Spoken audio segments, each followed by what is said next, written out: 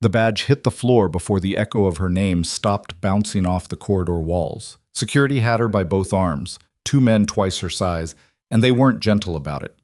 The chief medical officer stood 3 feet away, arms crossed, watching like he was doing her a favor. Around them, nurses froze mid-step, clipboards pressed to their chests, eyes darting anywhere but at her face. "You're done here," Dr. Marcus Holt said. "Walk out, or we walk you out." Nobody moved to stop it. Nobody said a word. And the woman being thrown out of Harlow Peak Medical Center, a quiet, unremarkable ER nurse named Nora Voss, didn't fight back, didn't cry, didn't beg.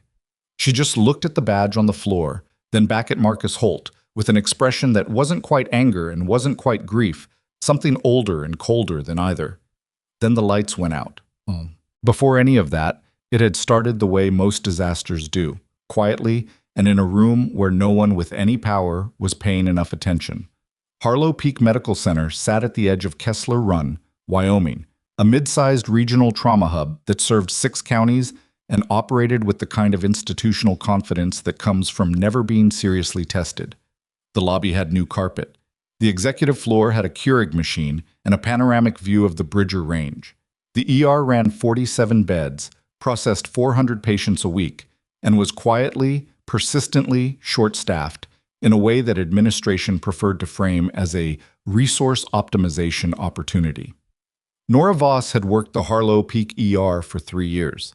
She wasn't the loudest nurse on the floor, wasn't the one who organized the birthday parties or the charity drives or spent her lunch break making friends with the attending physicians. She showed up, she worked, she went home. Her assessments were precise. Her patients didn't deteriorate on her watch. That was the entirety of her brand, and she had never tried to make it anything more. She was 34, lived alone in a rental on the east side of Kessler Run, drove a truck with 200,000 miles on it, and kept almost nothing of herself on display. No photos on her locker, no personal stories traded in the break room. If her colleagues had been pressed to describe her, most of them would have used the word competent and then struggled to add anything else. What none of them knew, what she had never volunteered, never mentioned, never allowed to surface, was that before Harlow Peak, before Kessler Run, before the quiet rental and the high-mileage truck, Nora Voss had spent 8 years as a U.S. Army combat medic, not a regular one. She had been attached to a Ranger battalion operating in environments where medical support from the rear was a fantasy, where the difference between a soldier bleeding out and a soldier making it home came down to one person's ability to function under conditions that would unhinge most people completely. She had been medevaced out of her final deployment with a partially reconstructed left knee and a service record that certain people in certain offices still referenced when putting together training curricula. She had received a commendation she kept in a shoebox under her bed. She had never told anyone at Harlow Peak any of this, partly because it felt like a different life, and partly because she had learned a long time ago that telling people things about yourself just gave them more material to use against you later. She had come to civilian medicine because she wanted something quieter. She had not entirely succeeded. The patient's name was Gerald Okafor, 61 years old, admitted 3 nights before Nora's termination with what had presented as a straightforward respiratory infection. By the second morning, Nora had noticed the pattern shifting, oxygen saturation creeping down in a way that didn't track with the documented treatment response, medication logs that didn't match the chart entries, a discrepancy small enough that someone not paying close attention would have missed it entirely. She didn't miss it. She flagged it first to the charge nurse, a woman named Patrice Sully who had worked Harlow Peak for 15 years and had developed a finely tuned instinct for which battles were worth picking. Patrice had looked at the chart, looked at Nora, and said, "You sure you want to pull that thread?" "The numbers don't add up," Nora said. "The numbers don't add up because Dr. Renner doesn't like being questioned about his numbers," Patrice said, not unkindly. "That's different from the numbers being wrong. If I'm reading this right, the medication dosage in the log doesn't match what was actually administered." Patrice was quiet for a moment. "Walk very carefully," she finally said. "That's all I'm telling you." Nora walked carefully for exactly 1 more hour. Then Gerald Okafor's O2 sat dropped to 84%, and she walked directly to the nursing station and documented everything she had found, flagged it for formal review, and sent the discrepancy report up the chain with her name signed at the bottom. Dr. Ellis Renner was one of Harlow Peak's senior attending physicians, He had staff privileges at 2 facilities, a condo in Jackson Hole, and the kind of relationship with administration that got maintained through a careful ecosystem of golf invitations, favorable performance reviews, and the implicit understanding that certain things were better left alone. He had been at Harlow Peak for 11 years. Nora had been there for 3. The math was not complicated. She was called into Dr. Holt's office the following morning. Marcus Holt was the chief medical officer, mid-50s, compact and precise, the kind of man who wore his authority like a well-fitted jacket and never raised his voice because he'd never needed to. He had a framed photo on his desk of himself shaking hands with the state governor. He had a habit of listening to what you said while looking slightly past you, as if processing your words against a more important internal monologue. "Your report has been reviewed," he said. "And?" "And Dr. Renner has provided a full explanation of the documentation discrepancy. Charting error, corrected in the system." He folded his hands on the desk. "What I want to talk about is your conduct." Nora felt the ground shift slightly under the conversation, the way it does when someone is very carefully leading you somewhere you haven't agreed to go. "My conduct. You bypassed the standard consultation process. You escalated a clinical concern without following the prescribed departmental protocol. You've created a record that, frankly, reflects more on your judgment than on Dr. Renner's." Mr. Okafor's oxygen saturation dropped to 84. "He's been stabilized." "He's been stabilized because someone caught what was happening." Holt leaned back. "I'm going to need you to submit a revised incident report, one that reflects a more accurate understanding of the sequence of events." The room was very quiet. "You want me to change my report?" Nora said. "I want you to correct it." Those are the same thing. The first version of this conversation ended with Holt telling her she had 24 hours to reconsider. The second version, which happened the following morning, ended with security being called. There were 7 people in the main ER corridor when they walked her out. 2 nurses, a resident, a patient transporter, one of the ward clerks, and a family member waiting for news about someone in Bay 3. They all watched. Nobody intervened. The resident, a third-year named Danny Chu, who Nora had covered for twice during rough nights, and once talked through a procedural panic at 2 in the morning, looked at the floor. Marcus Holt delivered the termination in the corridor rather than his office, which Nora understood was a choice. Public dismissal was a message to everyone watching. This is what happens. The badge dropped. Security gripped her arms, not violently but firmly, the way you handle something you've decided is a problem. "You can collect your personal items from locker 617 tomorrow morning," Holt said. "HR will contact you regarding final pay. I'd encourage you not to make this more complicated than it needs to be." Nora looked at him. She looked at the nurses who weren't making eye contact. She looked at Danny Chu's shoes. "Gerald Okafor," she said. Holt frowned. "What?" "The patient, Gerald Okafor. Make sure someone actually checks on him." That was all she said. They walked her toward the main exit, through the ER waiting room, past the rows of plastic chairs with their cargo of anxious families, past the check-in desk where a woman was filling out paperwork and didn't look up. The automatic doors opened. The Wyoming air hit her face, cold and smelling faintly of pine and something metallic from the mountains, and she stood on the concrete apron outside Harlow Peak Medical Center with no badge, no job, and absolutely no plan for the next 60 seconds. Her truck was in the staff lot on the north side. She should walk to it. She knew that. She should walk to it, drive home, make coffee, call someone, though she wasn't sure who she would call, and figure out what came next. She stood there instead, because her legs hadn't quite agreed to move yet. That was when the lights inside the building flickered, once, twice, and then the emergency backup strips along the ceiling kicked on, casting everything in that particular amber gray that hospitals reserve for power failures and other kinds of emergencies. Through the glass of the automatic doors, she could see people in the waiting room looking up. A child started crying somewhere inside. Then she heard the first scream. It didn't sound like a medical emergency.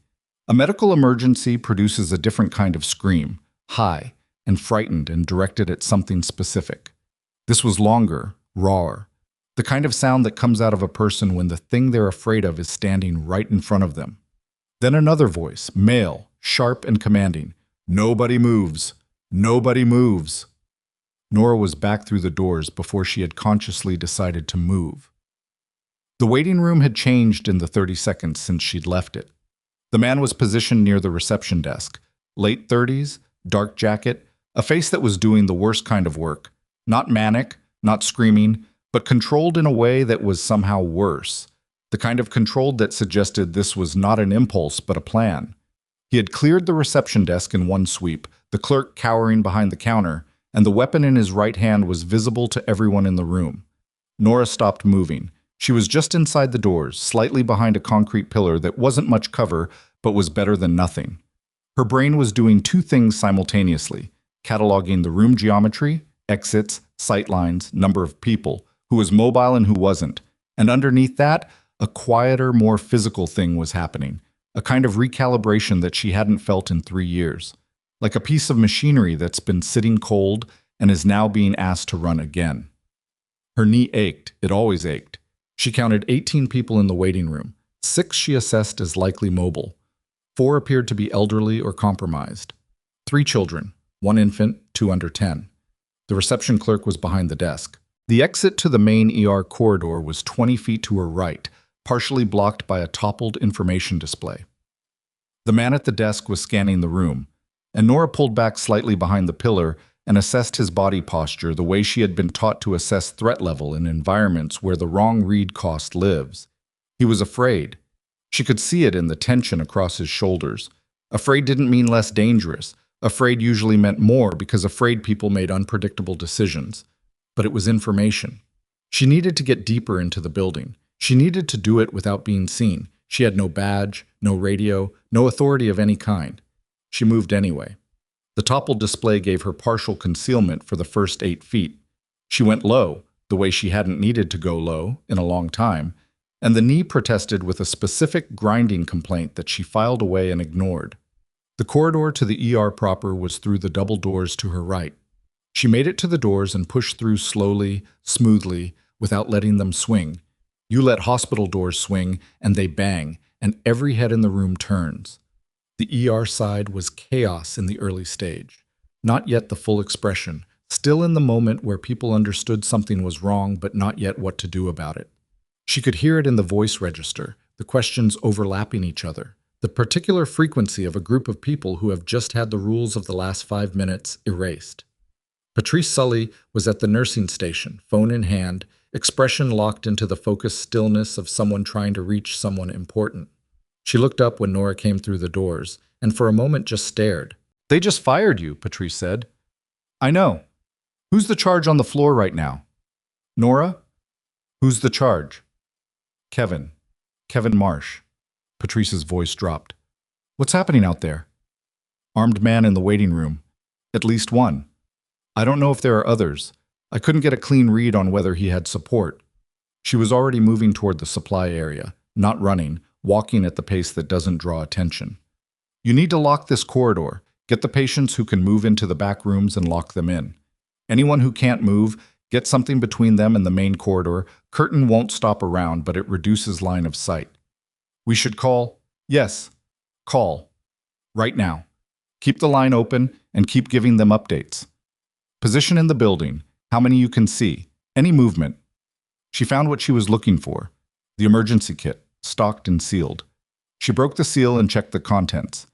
"Tell them the waiting room access point is the main lobby entrance and the ER side entrance off the parking structure. Tell them the back corridor along the east wall has a fire exit that opens to the service road. That's the cleanest approach if they want to bring people in without crossing the front." Patrice was staring at her. "How do you know?" "I've cleared buildings before."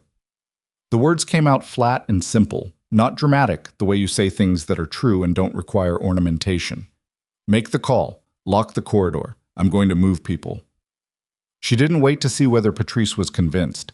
She went to find Kevin Marsh.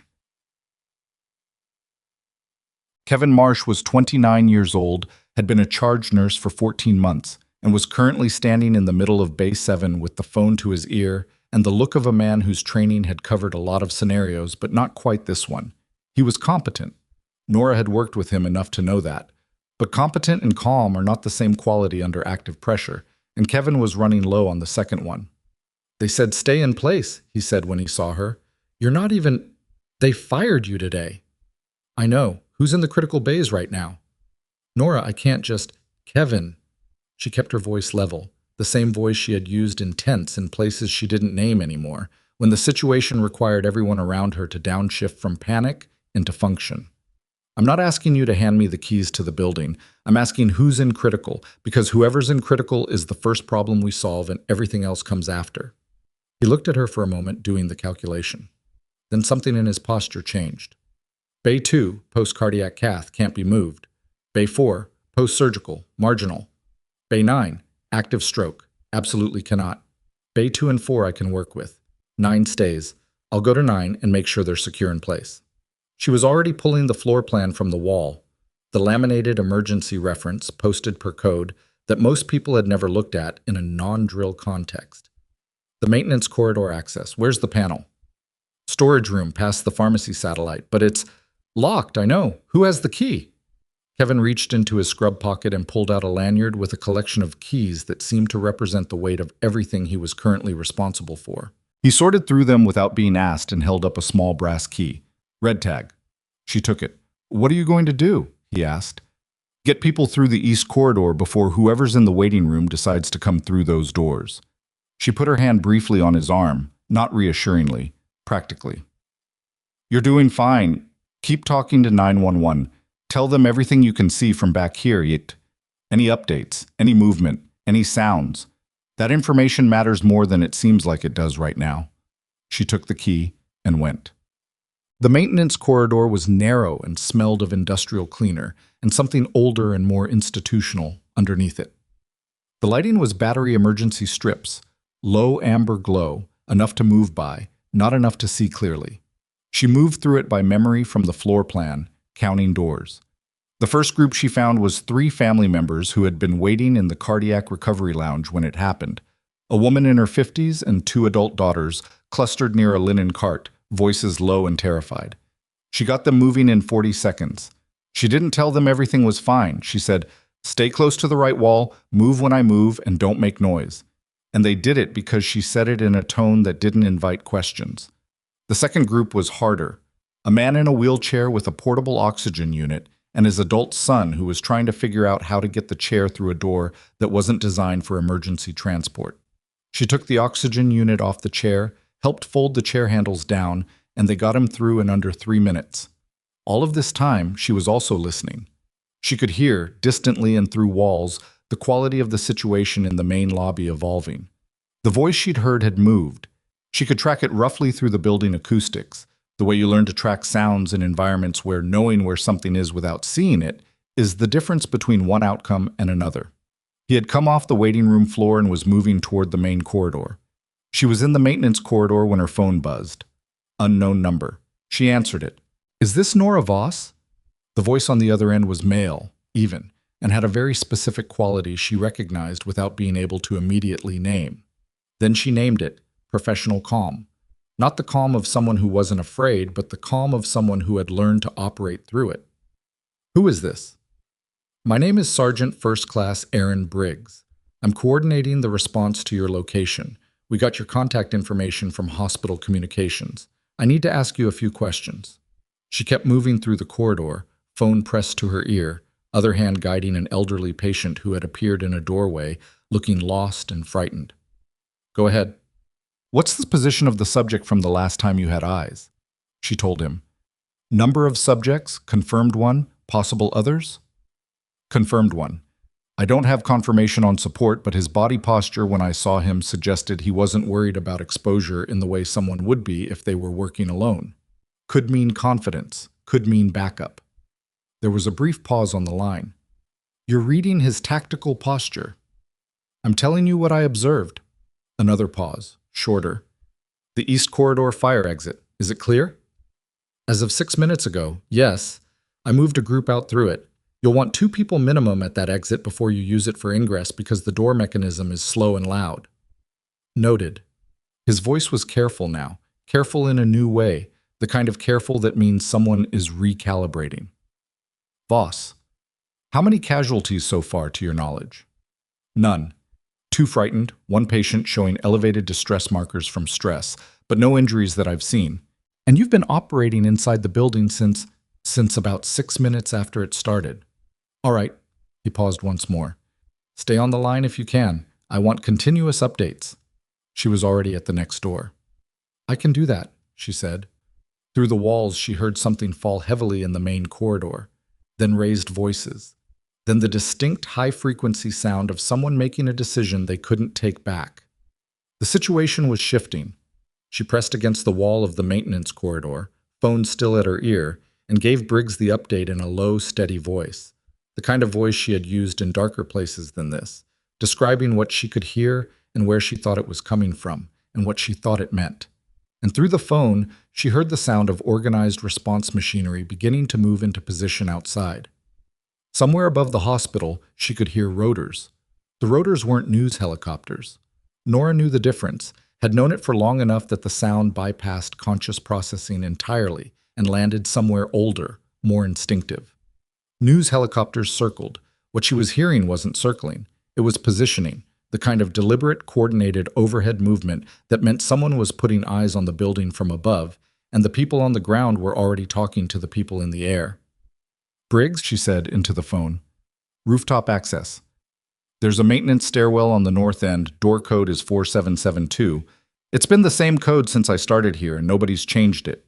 If you're thinking about vertical entry, that's your point. A beat of silence. You know the door code. I asked facilities once. Nobody thought it was important information. She was moving again, further down the east maintenance corridor, listening to the building around her the way she'd learned to listen to environments that were trying to tell you something. What am I hearing in terms of your ground position?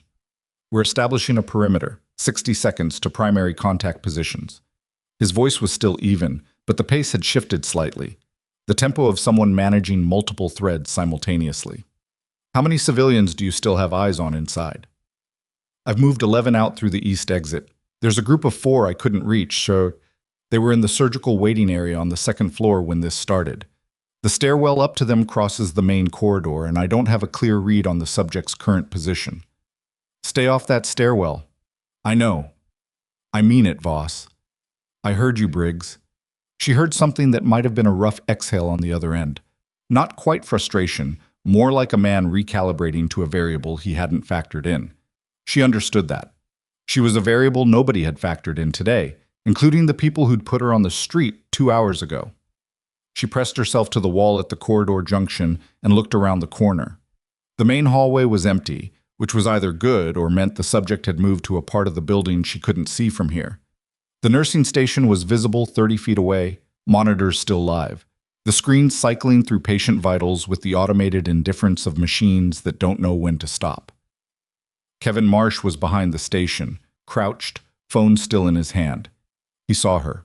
She held up 4 fingers, pointed upward, pointed at the ceiling. Surgical waiting, second floor. His expression said he understood, and also that he had no idea what to do about it. Neither did she, yet. The man's name, she would learn later, was Darren Polk, 43 years old, and he had come to Harlow Peak Medical Center that morning. Not to hurt anyone, but to find out why his brother had died in this building 6 weeks earlier and gotten no answers from anyone who worked here. That didn't make him less dangerous. It didn't make the weapon in his hand less real, or the terrified people he was controlling less frightened. But it was the kind of information that changes how you read a situation, and Nora, operating blind inside the building while Briggs's team operated with information she didn't have outside it, was making her reads the hard way, from body language and sound and the logic of what a person in his particular emotional state was likely to do next. She knew he hadn't fired yet. She'd been inside the building for over 20 minutes, and she hadn't heard a shot. That told her something. It told her his threshold was high, either because he was fundamentally nonviolent or because he was waiting for something specific, a response, a confrontation, a person. It told her that the likelihood of escalation correlated directly with how much control he felt he was losing, which meant the worst thing anyone could do right now was make him feel cornered. She pulled back from the junction and put this into words for Briggs as quickly and plainly as she could. He hasn't fired, she said. 20-plus minutes in, he's controlling people through presence and threat, not action. He's not here to shoot anyone. He's here because something happened to him in this building and no one gave him answers. We're working on ID. When you make first contact, don't come in hard. He'll break if he feels surrounded with nowhere to go. She hesitated, then said it anyway. I want someone to listen to him. If your negotiator can give him that, actually give him that, not just the tactic. You'll get people out without this going sideways. Briggs was quiet for 3 full seconds. How are you reading all of this from a maintenance corridor? I had a good look at him before I moved inside, and I've seen what cornered looks like. She paused. It's different from this. Another silence, shorter. Noted. Stay where you are. She was not going to stay where she was. The surgical waiting area on the second floor had 4 people in it. A man in his 70s who'd been waiting on his wife's procedure, a young woman with a toddler who hadn't been able to get to the stairwell when everything started, and a Harlow Peak volunteer, a retired school teacher named Margaret Osei, who came in twice a week to sit with families and had somehow ended up in the worst possible place at the worst possible time. Nora knew about Margaret because Margaret had once brought coffee to the ER nursing station and stayed for 40 minutes talking to whoever wasn't too busy to listen. She was 70 years old and walked with a cane, and there was no version of a fast building exit that was going to work for her. Nora stood at the base of the north stairwell and did the math. The subject had moved toward the ER corridor. She could hear his voice now, raised, demanding something from someone. The specific quality of a man whose patience was getting thin. That put him further from the stairwell than he'd been 15 minutes ago. The window was narrow. It was not non-existent. She went up. The stairwell was fire-rated concrete, which meant her footsteps had nowhere to go but up and back down again. And she took each step with the deliberate weight distribution of someone who had learned to move quietly in boots that were never quite quiet enough. The knee made its grinding complaint on step 4, and she accepted it. The second floor was dim. The emergency lighting was sparser up here, intended for egress, not operations. And the surgical waiting area was off the main corridor to the right. She pushed through the door and found them exactly where she'd expected, the old man standing near the window, because sitting still was impossible for him, the young woman on the floor with the toddler in her lap, Margaret Osei in one of the waiting chairs with her hands folded, and the expression of someone who has decided that whatever is happening will eventually end. "Who are you?" the young woman said, voice pitched low and scared. "I work here." It was close enough to true. "We're going to go downstairs. There's a corridor that takes us to the east exit. I need everyone to be quiet and move when I tell you to move." "I'm not going into that hallway," the old man said. He had a military bearing that had survived into his 70s, shoulders square even now, but his hands were shaking faintly, and he was trying to hide it. "He's down there." "He's in the ER corridor, not the main hallway. We have a window." She looked at Margaret. "Can you manage the stairs?" "I've been managing stairs longer than you've been alive," Margaret said. She stood up, cane first. "Let's go." The young woman, her name was Priya, Nora learned later, picked up the toddler and pressed her face against his hair for 1 second, just one, and then stood up. They went to the stairwell. Getting Margaret down the stairs took 4 minutes and 12 seconds, which Nora counted without meaning to, the way the body counts things when it's managing time against risk. The old man, his name was Walt, and he told her this while they were moving because talking seemed to be how he handled fear, a thing Nora had no objection to, took the stairs efficiently, despite the shaking hands. Priya carried the toddler pressed to her chest with the toddler's face turned into her shoulder, and the child made no noise at all, as if he understood that this was not a moment for noise. They made it to the east corridor. Nora got them to the exit door and pushed it open. Cold Wyoming air came through. The service road beyond was lit by the angular white light of vehicles she hadn't seen yet, but could now, clustered at the far end where the road curved behind the building. Dark SUVs and 2 vehicles with no civilian markings that she recognized by shape and equipment load before she read any insignia. A figure broke from the cluster and moved toward them at a controlled jog. Tactical vest, no helmet yet, radio in one hand. He was younger than she'd expected from his voice, mid-30s maybe, with the kind of face that has done a lot of outdoor work and doesn't conceal much. "Voss?" Briggs said. It wasn't a question. "4 civilians," she said. "Mobility limitation? 1. Infant? 1. The others are functional." She stepped back. "There's a group in the ER. I know. We have communication with nursing staff."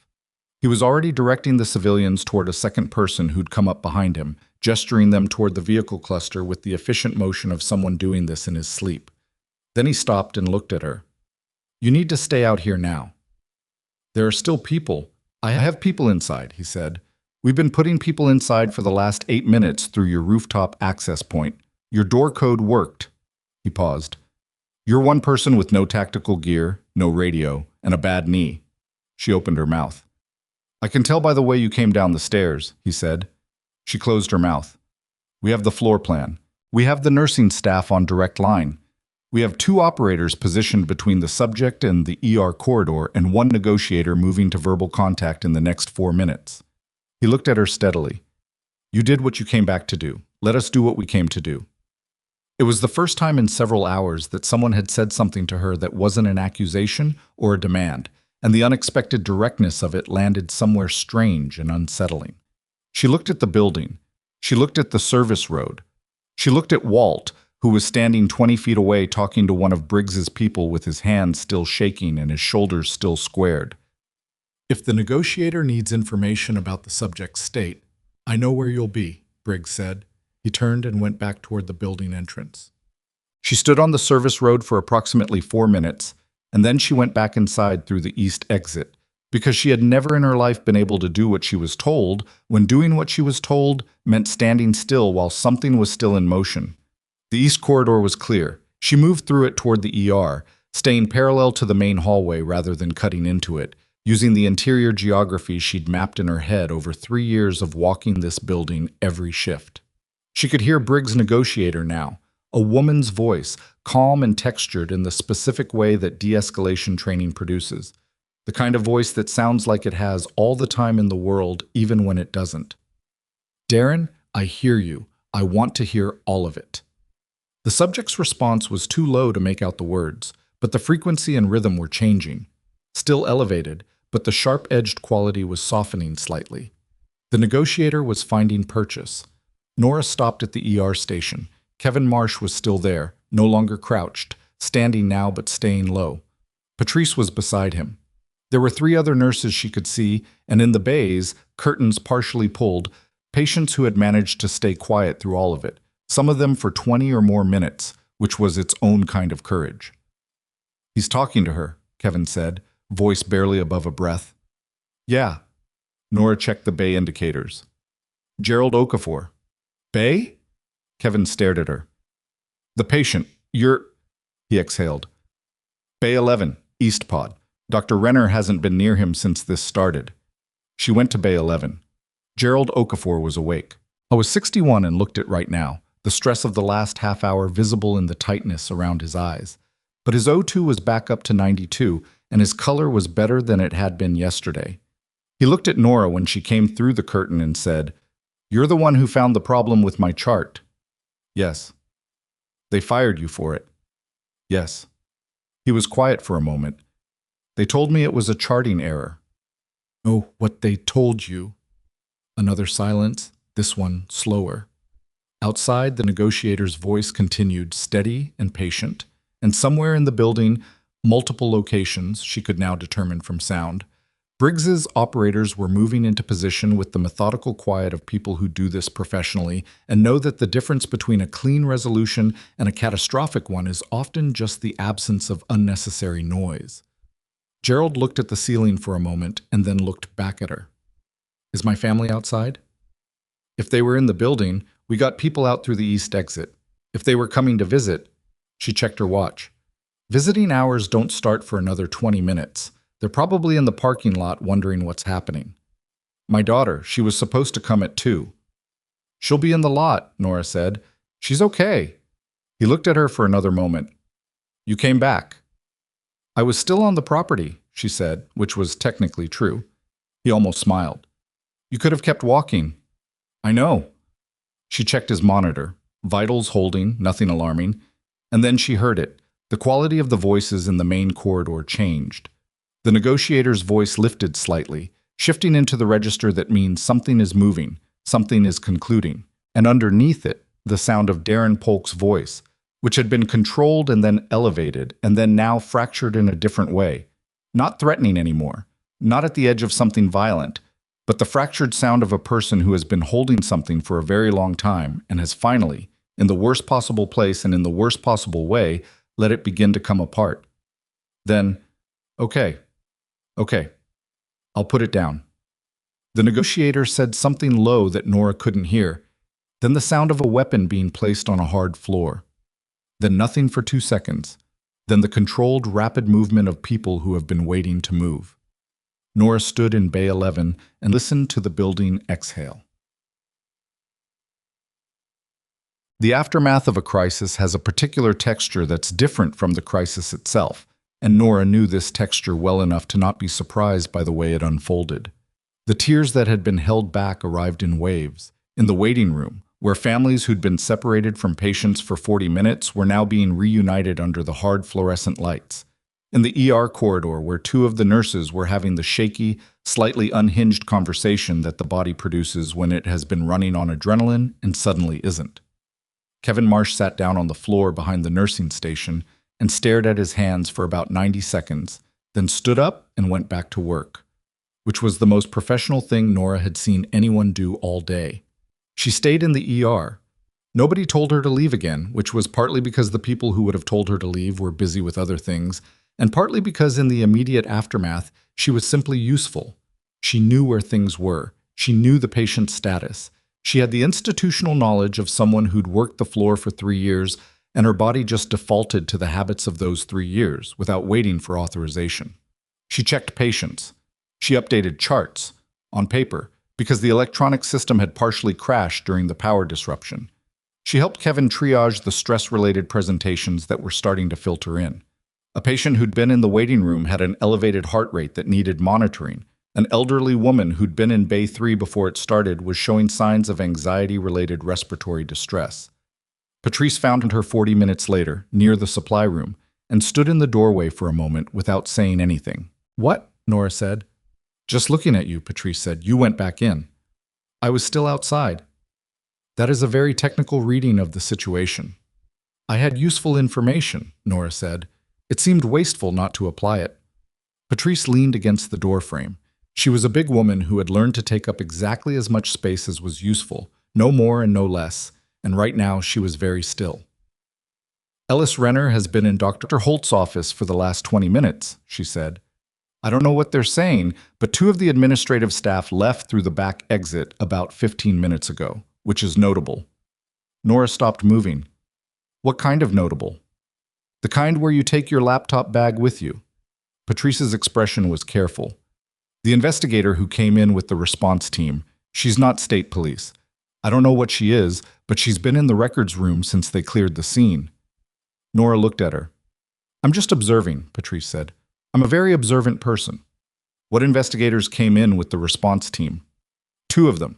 Credentials I didn't recognize." Patrice paused. She asked the ward clerk who had flagged the discrepancy in Okafor's file. Something quiet moved through Nora's chest. Not vindication, not yet. Too early for that, and she'd learned a long time ago not to mistake an opening for a conclusion. But something. "What did the ward clerk tell her?" Nora asked.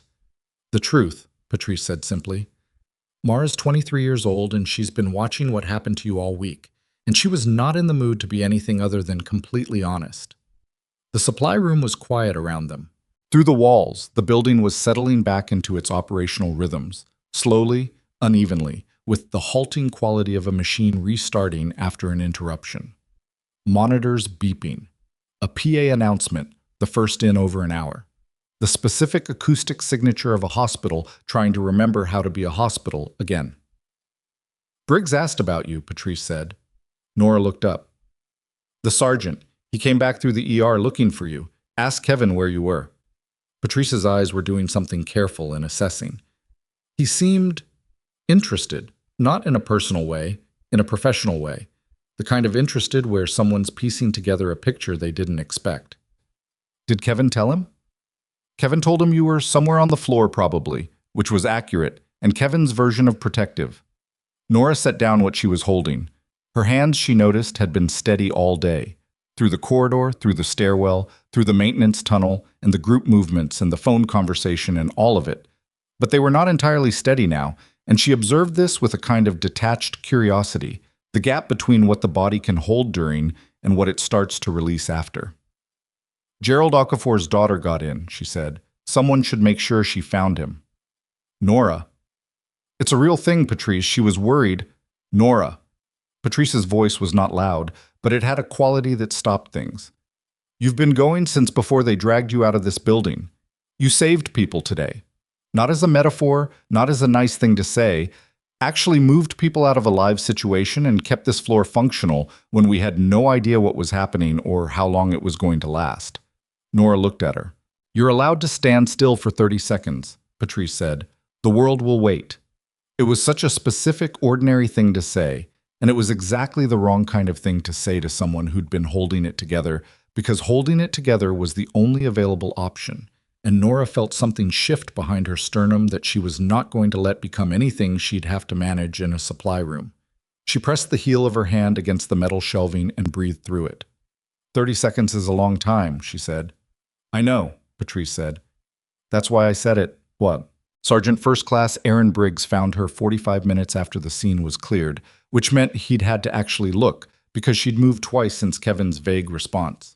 He found her in the east corridor, sitting on the floor with her back to the wall and her legs straight out, because the knee had been complaining for the last 2 hours, and she'd run out of ways to ignore it that didn't involve sitting down. He sat on the floor across from her, which she hadn't expected. She'd expected him to stand. Your knee, he said. Old injury. How old? Old enough. He had a tablet in his hands and he set it face down on the floor beside him, the way you do when you want someone to know you're not going to take notes right now. It was a small gesture, but she noticed it. I've been doing some reading, he said, about the incident report your administration filed this morning, the one that terminated your employment. He paused. And then a slightly different piece of reading about a certain staff sergeant with the 75th. She looked at the wall across from her. 2 tours, he said. 3 commendations. An article in the Special Operations Medical Association Journal about field triage protocol that a training sergeant at Fort Carson still uses in coursework. He paused. You wrote it under your maiden name. It was a different time, she said. Yeah. He looked at her. Why'd you come back in? It was a direct question, the kind that people who have spent time in high-pressure environments tend to ask, without the social softening that civilians layer around the same question. She appreciated it enough to answer it the same way. Because there were people in there who needed help, and I knew how to help them, she said. That's the whole answer. He was quiet for a moment. Simple as that. Simple as that. Most people, when they've been humiliated in front of colleagues, handed their badge back and physically escorted out of a building. Most people go home. I know. You went back in. I already said why. He nodded slowly. Then he said, the investigator who's in your records room right now. Her name is Sandra Vreeland. She's with the Office of Inspector General for the Department of Health and Human Services. He let that sit for a moment. She's not here because of what happened today. She's been working an audit of Harlow Peak's billing and documentation practices for the last 3 months. What happened today gave her cause to walk in the front door without a subpoena. Nora went very still. The discrepancy you flagged in Gerald Okafor's chart, Briggs continued, it's not the first time that's happened with Ellis Renner's patients. Sandra has documentation of at least 6 prior instances over 18 months. All of them were redocumented after flagging. All of the original flags were dismissed. He looked at her steadily. None of the nurses who raised them are still working here. The corridor around them was quiet. Somewhere at the far end, she could hear voices, official, procedural, the kind that accompany documentation and official processes. The sound of things being recorded that could not then be unrecorded. She wants to talk to you, Briggs said. Vreeland. She wants your account of the last 3 weeks, specifically your interactions with Renner and Holt, the specific discrepancy you found, and the sequence of events that led to your termination. He paused. She said to tell you that whatever you documented before they pulled your access is still in the system. They didn't erase it. Apparently someone miscalculated how quickly the backup servers archive. Nora thought about Gerald Okafor's face when he'd asked if his daughter was in the parking lot. She thought about Patrice saying walk very carefully. She thought about the badge on the floor and the 7 faces looking somewhere else in the corridor. When does she want to talk? Nora asked. Tonight, if you're willing. She knows it's been... He paused, and something in his expression acknowledged the inadequacy of whatever word he was about to use. A day. Tonight is fine, Nora said. She moved to get up, and her knee did what her knee was going to do, and she grabbed the wall and found her feet without asking for help, because she'd been managing it long enough to know the exact geometry of it. Briggs stood without making a thing of it, which she also appreciated. "Voss," he said. She looked at him. "The 11 people you moved through the East Corridor, the family upstairs, the tactical intelligence you fed us while running a one-person evacuation with no gear and a compromised leg." He said it without weight, just fact. "That's a solid morning's work." She was already turning to walk toward the records room. "Tell Vreeland I'll be there in 5 minutes," she said. "I want to check on Okafor first." She heard something behind her that might have been a short, quiet sound of what she chose to interpret as professional respect. She didn't look back. She was already moving. And in the records room ahead of her, separated by 40 feet of corridor and 2 fire doors, Sandra Vreeland was sitting across from a man who had started to understand that the story he'd been telling himself about this hospital and his place in it was about to be revised considerably, because the servers had archived, and the timestamps were wrong in ways that couldn't be explained.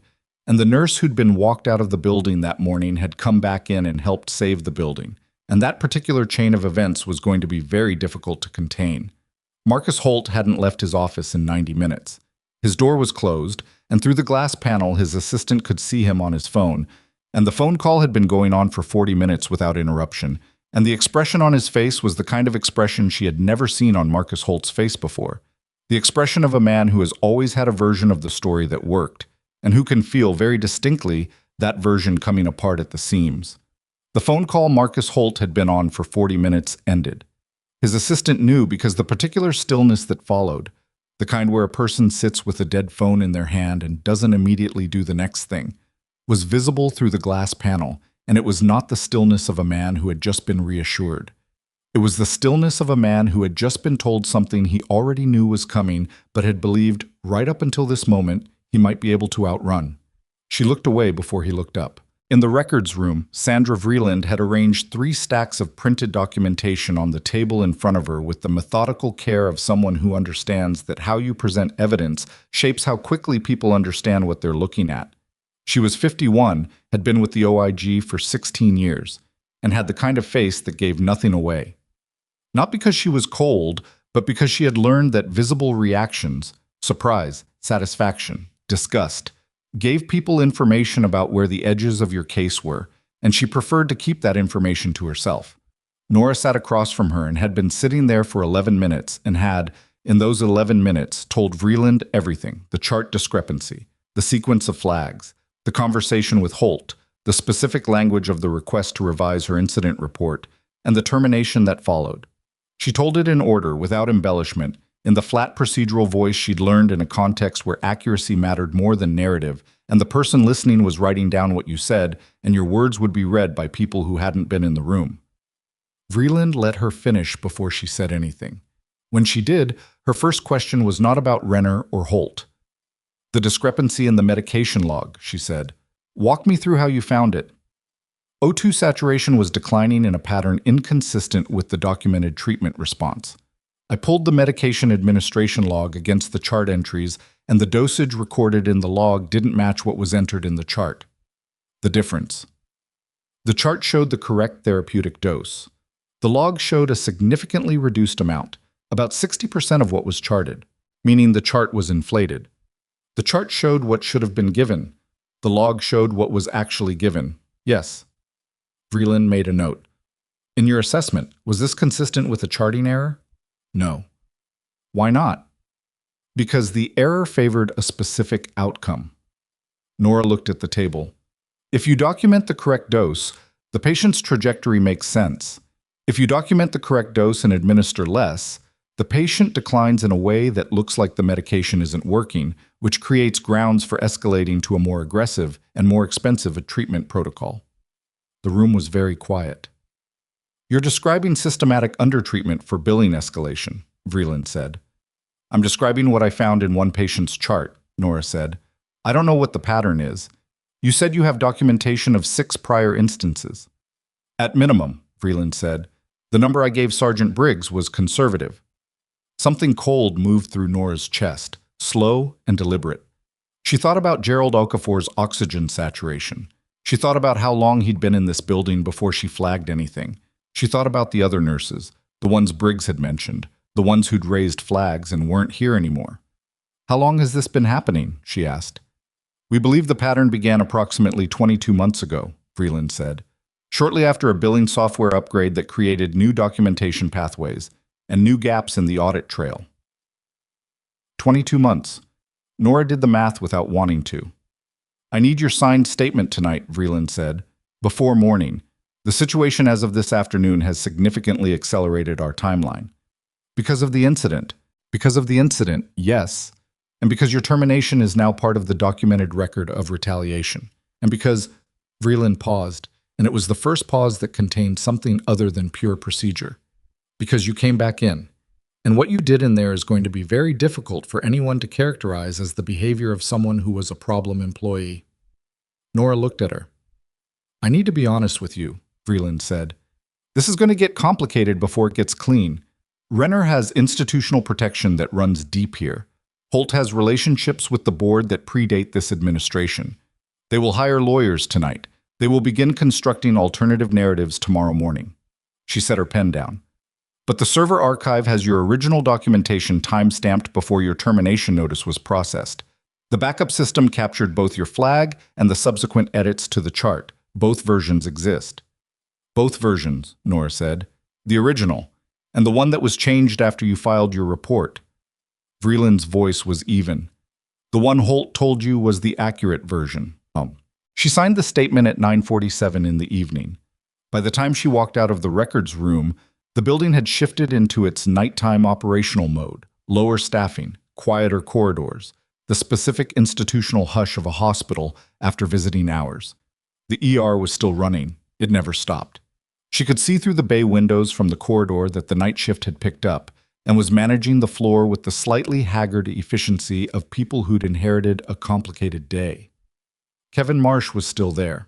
He shouldn't have been. His shift had ended 2 hours ago. But he was sitting at the nursing station with a cup of coffee that had probably been cold for an hour, working through paperwork that the afternoon's events had left unfinished. He looked up when she passed. You okay? He said. Yeah. Your knee looks worse. It's fine. You're walking like it's not fine. Kevin, she said. Go home. I will when you do. She stopped. She looked at him. He looked back at her with the particular stubborn exhaustion of a 29-year-old who has decided he's made a principle out of something and is going to see it through even if he's not entirely sure why. I'll be out in 20 minutes, she said. Okay, he said, and went back to his paperwork, which both of them understood meant he was staying until she left. She went to check on Okafor one more time. His daughter was there, a woman in her 30s named Adeze, who had the same steadiness about the eyes as her father, and who had, apparently, been given a summary of the day's events by someone, because when she saw Nora, she stood up from the chair beside the bed and said simply, You're the one. I just checked on him, Nora said. He's the one who got better. That is not what my father told me. Gerald was awake, sitting slightly upright, looking better than he had any right to look given the week he'd had. He watched Nora check his monitor with the attentiveness of a man who has decided he wants to understand what's happening to his own body. Vitals? He said. Better. She made the adjustment to his position log. You should sleep. I'll sleep when I understand why my chart was wrong, he said. She looked at him. I'm 61 years old, he said. I know when someone's managing what they tell me. I know when information is being sorted before it reaches me. His voice was calm and precise. I also know that a nurse who got fired this morning came back into a building with an armed man in it to check on patients. That suggests to me she's not the person with something to hide. Adeyes was very still beside him. Nora looked at Gerald Okafor for a long moment. He deserved the truth. He also deserved to sleep and to recover and to have the truth delivered by people whose job it was to deliver it in the proper context with the proper support. She split the difference. There's an investigation, she said. It's being handled by people with the authority to handle it correctly. You will be contacted. Your records will be reviewed. You will get answers. She paused. I can promise you that much because I've seen what they have. He studied her face. Whatever he found there seemed to satisfy him because he leaned back against the pillow and said, Okay, she said. She pulled his curtain back on her way out, and the last thing she saw before she turned down the corridor was a Daeze reaching for her father's hand. She was on her way to collect the personal items from locker 617, which she'd been told to collect tomorrow morning, but had decided to collect now because she had no intention of coming back here under those conditions. When she turned the corner near the administrative wing and nearly walked into Aaron Briggs. He was coming the other direction with the purposeful stride of a man who has been somewhere specific and is now going somewhere else specific, and he stopped when he saw her and said, "I was looking for you." Again. You're hard to find when you're not actively evacuating people. I was with Vreeland. I know, she told me. He fell into step beside her, which she hadn't invited but didn't object to. She also told me you gave her a complete account. That's why she asked. Yeah. He was quiet for a few steps. You know Renner's been in the building this whole time. She stopped walking. He never left after the incident, Briggs said. Which is interesting because 3 members of his administrative staff did leave. Renner stayed. He's been in his office, and he's had 2 conversations with Holt in the last hour, both in person, and his personal attorney arrived at the building 40 minutes ago. Is that unusual? For someone who has nothing to hide? Yes. What's Vreeland doing about it? Vreeland is doing what Vreeland does, which is letting people make their choices tonight and working with what those choices tell her tomorrow. He paused at the corridor junction. She's placed a preservation order on the full server archive. Nothing gets deleted, edited, or remotely accessed without a logged record. The administrative wing corridor was to her left. The locker room was to her right. She looked left. Renner knows what I found, she said. Yes. He's been in this building since it happened. He knows Vreeland is here. He knows the archive is in play. She thought it through, the way she'd been taught to think through the logic of a situation when the situation involved people making decisions under pressure. He's not leaving because leaving looks like flight, but he's lawyered up because staying without protection is worse. That's approximately how Vreeland reads it, Briggs said. What does he have access to from his office? Briggs looked at her. His office system, she said. Can he access the electronic records from there? The preservation order went in 45 minutes ago, Briggs said. Any access after that is logged. And before? The question sat between them for a moment. I'll make a call, Briggs said, and had his phone out before the sentence was finished. What the call uncovered, and Nora learned this not immediately but in pieces over the following 2 hours, was that Ellis Renner had accessed 7 patient records from his office workstation between the time the scene was cleared and the time Vreeland's preservation order went into effect. 4 of those records had been accessed and not modified. 3 had been accessed and modified. The modifications were small, the kind of small that required forensic software to detect, the kind of small that might, in an audit conducted without the original server backup, have read as standard documentation corrections. With the backup, they read as evidence tampering. The forensic IT specialist Vreeland had brought in a woman named Iris Lau, who looked 25 and spoke exclusively in the language of data architecture, had the comparison analysis completed by 11:15 that night, and by 11:30 she had printed a 12-page report that Vreeland read standing up in the records room, working through it page by page while Iris sat across from her and answered questions in the same flat technical register she used for everything. Nora wasn't in the room. She learned about it from Briggs, who told her in the parking lot where she'd gone to sit in her truck for 20 minutes and stare at nothing, which was the closest she'd come to actually stopping since the morning. He knocked on her window. She rolled it down. Renner modified 3 records tonight, he said, after the scene was cleared before the preservation order. She looked at him. He was covering. He was covering, Briggs said, and he did it on a system that was being watched, using an account that logs every keystroke, on a night when a federal investigator was in the building. He paused. Vreeland's working with the DA's office now. They'll have a warrant by morning. The parking lot of Harlow Peak Medical Center was quiet, in the way parking lots are quiet at midnight. Not empty, because hospitals have no empty hours, but stripped of the particular human density of daytime, reduced to its geometry, the lines and lights, and the dark shapes of parked vehicles, and the distant hum of the HVAC units on the building's roof. He didn't know about the backup, Nora said. No. He thought if he cleaned the current records, the original flags would be gone. That appears to be what he thought. She looked at the building. The administrative wing windows were lit. She could see movement behind the glass on the third floor. A silhouette, pacing, the specific restless movement of someone in a room that has gotten too small. "Holt?" she said. Still in his office, his attorney arrived an hour ago. Both of them staying, she exhaled. "What does Vreeland need from me now?" "Nothing tonight. She has what she needs for the warrant." He leaned one arm on the top of her door. "You should go home, sleep. Your knee needs ice and elevation, and you know it. You're not a medic." "I know people who are," he said. "I pick things up." She almost said something about that. She chose not to. She put her hand on the door handle and then stopped because there was something she needed to ask, and she'd been not asking it for the last several hours because the timing was never right, and now it was 1 a.m. in a parking lot, and the timing was still not right, but she was running out of options. "The journal article," she said, "the triage protocol piece." "What about it?" "You said a training sergeant at Fort Carson still uses it in coursework." "He does." Briggs' voice was careful. "I wrote that 3 years before I got out," she said. "I wrote it because we kept losing the first 30 minutes on penetrating abdominal trauma in forward positions, and I thought if someone just wrote down what actually worked instead of what the manual said worked, fewer people would die." She looked at the steering wheel. "I didn't think anyone still read it." "It's been cited 14 times, Briggs said. "I looked it up this afternoon." She had not known that. She didn't respond because she wasn't sure what response there was to that piece of information, which had landed somewhere unexpected and was going to need time to settle. "Go home, Voss," Briggs said, not unkindly. "Tomorrow is going to be its own thing." She started the truck. She slept 4 hours. It wasn't enough, and it was what was available.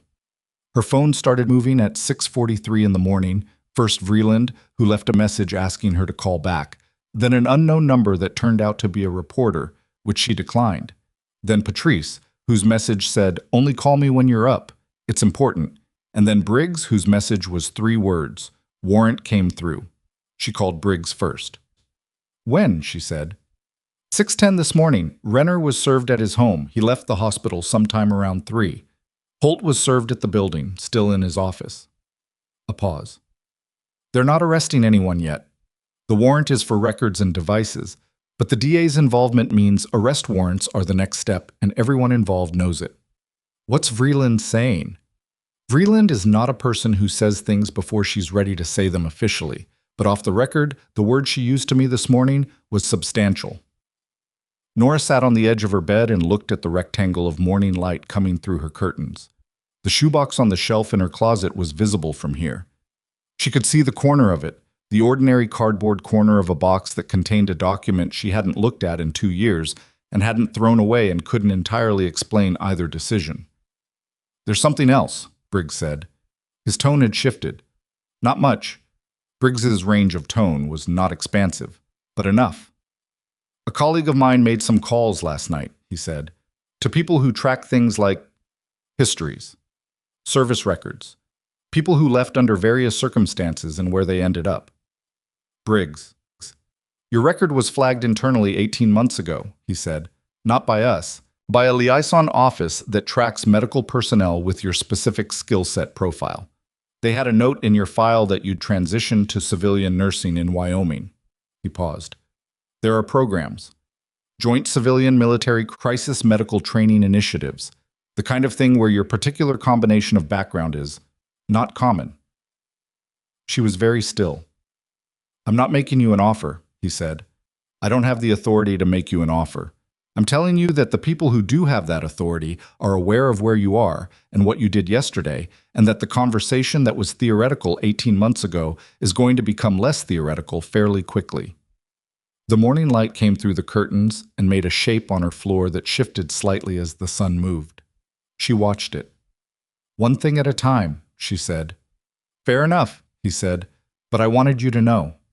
She thanked him and ended the call and sat with the phone in her hand and the light on her floor and the shoebox on her shelf, and she was doing that, just sitting, which was a thing she was apparently allowed to do, when her phone rang again. She looked at the screen. The number had a Washington area code. She looked at it ring. Once, twice, 3 times, 4. On the 5th ring, she answered. The voice on the other end was a woman, calm, professionally precise, with the particular unhurried quality of someone who calls people as part of a job that matters and knows it. She introduced herself with a name and a department designation that Nora recognized, and she said the words that Briggs had half prepared her for, and then she said one more thing that Briggs had not prepared her for at all. "We've been building a curriculum," the woman said. "Joint crisis medicine, civilian-military interface. We've been looking for someone who can build it from the inside. Someone who understands both sides of that door, not theoretically, but from practice." A pause. "What you did yesterday at Harlow Peak, the evacuation management, the tactical intelligence, the continuity of patient care during an active scene, that's not something we can train people to do in a classroom, but we think someone could teach it." Nora looked at the shoebox. "What we need to know," the woman said, "before we go any further, is whether you're interested in that kind of work." And before Nora could answer, before she had even assembled the beginning of an answer, her phone buzzed against her ear with an incoming call notification, and she glanced at the screen and saw the name, Vreeland. She said, "Can I call you back in 1 hour?" "Of course," the woman said. She switched to Vreeland. "I need you back here," Vreeland said. There was something in her voice, clipped and moving fast, that Nora had not heard from her before. "Now, if possible." "What happened?" "Renner came back." "To the hospital?" "To the hospital, yes, and he's not alone." A pause, brief and taut. "He brought someone from the hospital's legal team, and a document he's claiming overrides the preservation order, and my forensic specialist is telling me the document references a data compliance framework that, if valid, would give him grounds to dispute the archive access." "Is it valid?" "That's what I'm trying to determine."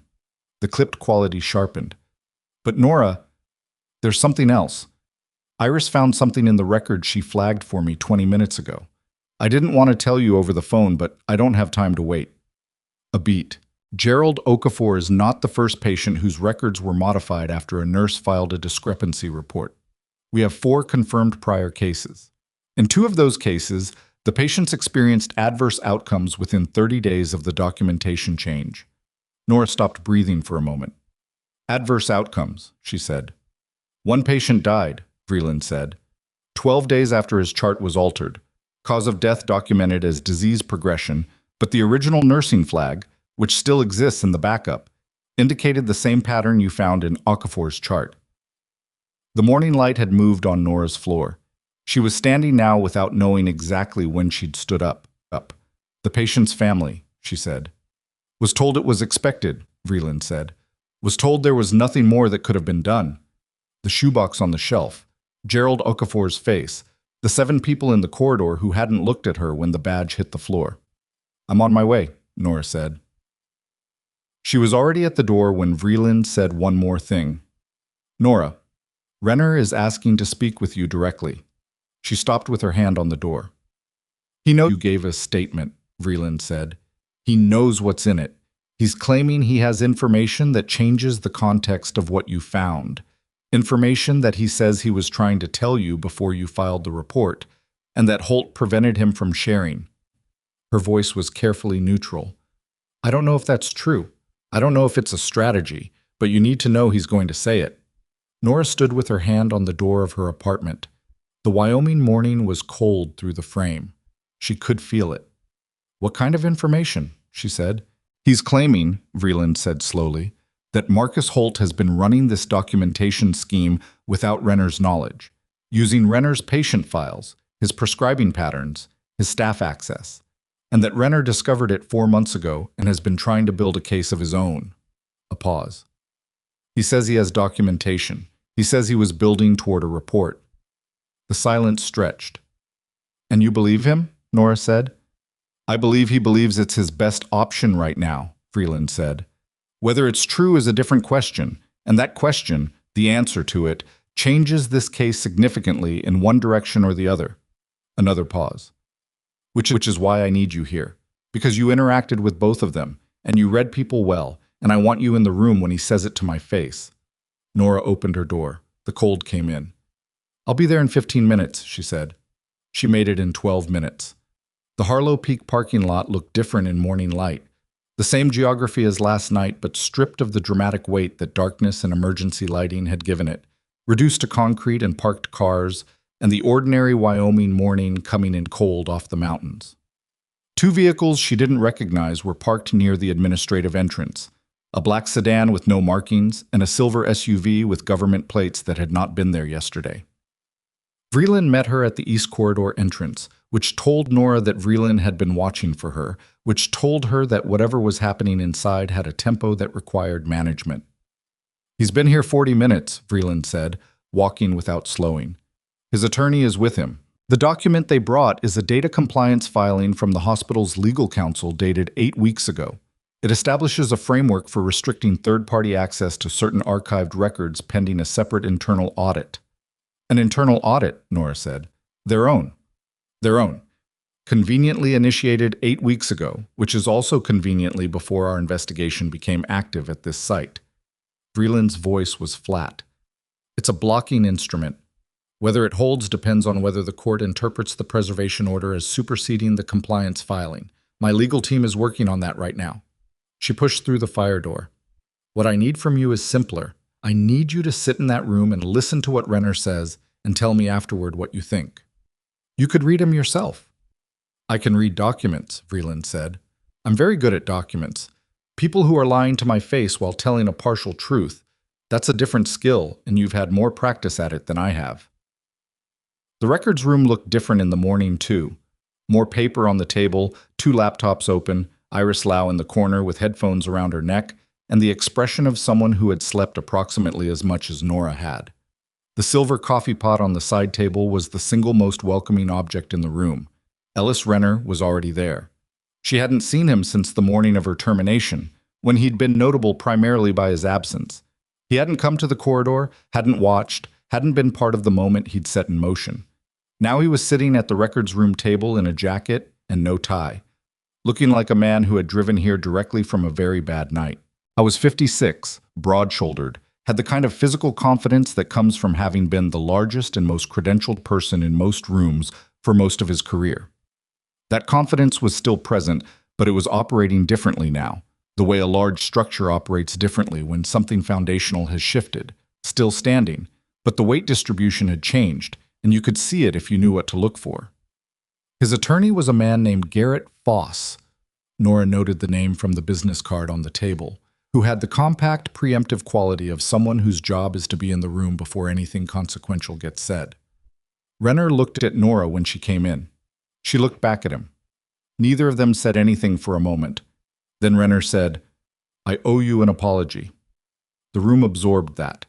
Foss touched Renner's arm very lightly, a warning gesture, and Renner ignored it. "I owe you an apology," he said again, "and I want to give it before anything else happens, because the sequence of how this goes matters to me." He paused. "What happened to you in that corridor was wrong. How it was handled was wrong. I knew what Holt was doing when you filed your report, and I didn't intervene, and I've been sitting with that." Nora pulled out the chair across from him and sat down. "Tell me what you knew," she said. Foss said, "Dr. Renner, I'd recommend—" "Garrett," Renner said, "I know what you'd recommend. Let me do this." What Renner told them, across the next 40 minutes, was this. He had noticed irregularities in his own patient records approximately 7 months ago. Not in the acute way Nora had noticed them, not a single alarming discrepancy that set off immediate flags, but in the slower, more ambiguous way that things reveal themselves when you're looking at patterns over time rather than incidents in isolation. Patients whose treatment trajectories he didn't fully recognize, billing codes that didn't match his recollection of what he'd ordered, documentation that was accurate in the broad strokes but wrong in the specific details, specifically the details related to dosage and administration timing. He had initially believed it was a documentation error at the nursing staff level. He had said this. He was not proud of having said this. When the pattern continued, he had started looking more carefully. He had requested billing records. He had cross-referenced his own handwritten notes. He kept handwritten notes, an old habit, a thing that was about to become very significant, against the electronic documentation, and found, over the course of approximately 3 months, 14 instances where the electronic record had been modified after his initial entry. He had not made those modifications. "I started tracking it 4 months ago," he said, "formally, writing things down, keeping my own parallel record. He reached into the briefcase beside him and produced a manila folder, actual paper, dense and ordered, and set it on the table. I was building toward a report. I was trying to make sure I had enough documentation that when I went to the board, there was nothing ambiguous about what I was showing them. Vreeland picked up the folder without opening it. Why the board? Why not OIG directly? Because I didn't know the scope yet. I didn't know if it was Holt alone or if there were others. I needed to understand what I was dealing with before I put my name on an allegation. He looked at the table. That was the wrong call. I know that now. When did you know Holt was the source? Nora said. Renner looked at her. 6 weeks ago. I found an admin log, buried, you'd need to know what you were looking for, that showed the modifications were being made from the chief medical officer's access credentials. Not mine. His. 6 weeks ago, Nora said, and 3 weeks ago, I filed a discrepancy report, and Holt told me the discrepancy was a charting error and had me fired. Yes. And you knew. Renner's jaw worked. I knew about the pattern. I didn't know he was going to move against you specifically until after it happened. He looked at the folder in Vreeland's hands. When Holt called me in after your report and told me to sign off on the revised version, that's when I understood how far he was willing to go. That's when I understood that building a slow case for the board wasn't an option anymore. You signed off on the revised version, Nora said. Yes. You confirmed that the discrepancy in Okafor's chart was a charting error. Yes. The word was a dry, difficult thing. Because Holt had documentation that connected my access credentials to 8 of the 14 modifications. Fabricated documentation. I can prove it, that's in the folder. But functional fabrication. He'd built a parallel trail that made it look like I was the one making the changes. If I contradicted him without a complete case, I was walking into a setup. The room was quiet for a moment. Iris Lau had stopped pretending to work on her laptop. Vreeland was very still. You're saying he blackmailed you, Vreeland said. I'm saying he showed me what would happen if I didn't cooperate, Renner said. He didn't use that word. Nora looked at him across the table. She looked at him the way she'd looked at the man in the waiting room before everything started. The same kind of reading. Not for threat assessment this time, for something else. For the specific texture of a person who is telling a truth that is also a strategy. And the question is, which one is load-bearing? What she saw was a man who was afraid and ashamed and calculating all at the same time, and not doing a particularly good job of separating those three things, which was, she supposed, what a partial truth looked like from the inside. The patient who died, she said, 12 days after his chart was altered. Renner closed his eyes. Did you know about him? Not at the time, he said. I found the case in the records 3 weeks ago. He's in the folder. He paused. His name was Raymond Osei. The name hit the room differently than it might have. Vreeland looked up from the folder. Osei. Margaret Osei, Nora said very quietly. The volunteer. She was in the building yesterday. She wasn't asking. The math had assembled itself without her permission. The retired school teacher with the cane who had walked down the stairs without complaint. I've been managing stairs longer than you've been alive. Coming in twice a week to sit with families. A woman who came to a hospital where her husband had died and sat with other people's frightened families because she had needed someone to sit with her and nobody had, or because she had found a way to make something out of it, or both. Nora looked at the folder in Vreeland's hands and felt the particular weight of a thing that was about to matter enormously to a 70-year-old woman who did not know yet that it was coming. The compliance document. Renner's attorney had brought turned out to be less effective than Foss had presented it.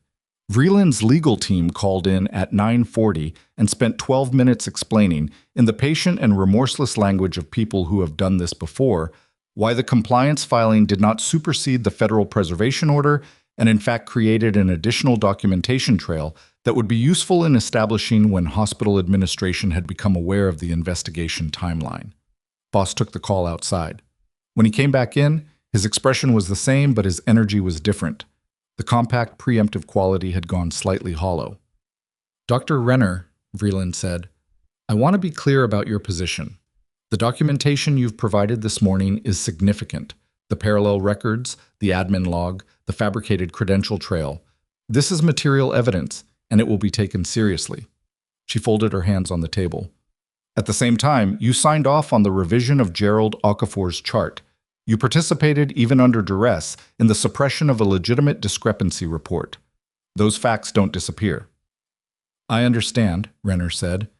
What happens next depends significantly on the cooperation you provide and the completeness of that cooperation. She looked at him steadily. I need everything. Not a folder. Everything.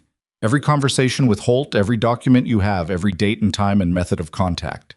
Renner looked at Foss. Foss looked at Vreeland. We'll need to discuss the terms of course, Vreeland said. That conversation can begin this afternoon. She stood. In the meantime, the preservation order stands, the archive access is locked, and Dr. Renner's physical presence at this facility is, I'd recommend against it. Renner stood. He was a large man, and the act of standing in that room at that moment seemed to cost him something. The physical acknowledgement that he was leaving under different conditions than he'd arrived under. That the folder on the table was not a shield, but a beginning. That whatever he'd been building toward over the last 4 months was now going to be built by someone else's hands using his materials. He looked at Nora before he left. She hadn't expected him to, and she wasn't sure what she expected him to say. What he said was, I read your incident report. Before they had me sign the revision. A pause. It was correct. Every detail. You saw it exactly right. She didn't respond. There wasn't a response that was both true and kind, and she was too tired to manage one that was just one or the other. He left with Foss. The door closed. Vreeland stood at the window watching them cross the parking lot. Well, Iris said from the corner. Well, Vreeland agreed. Holt was served with an expanded warrant at 10:52 that morning. Nora wasn't there for it.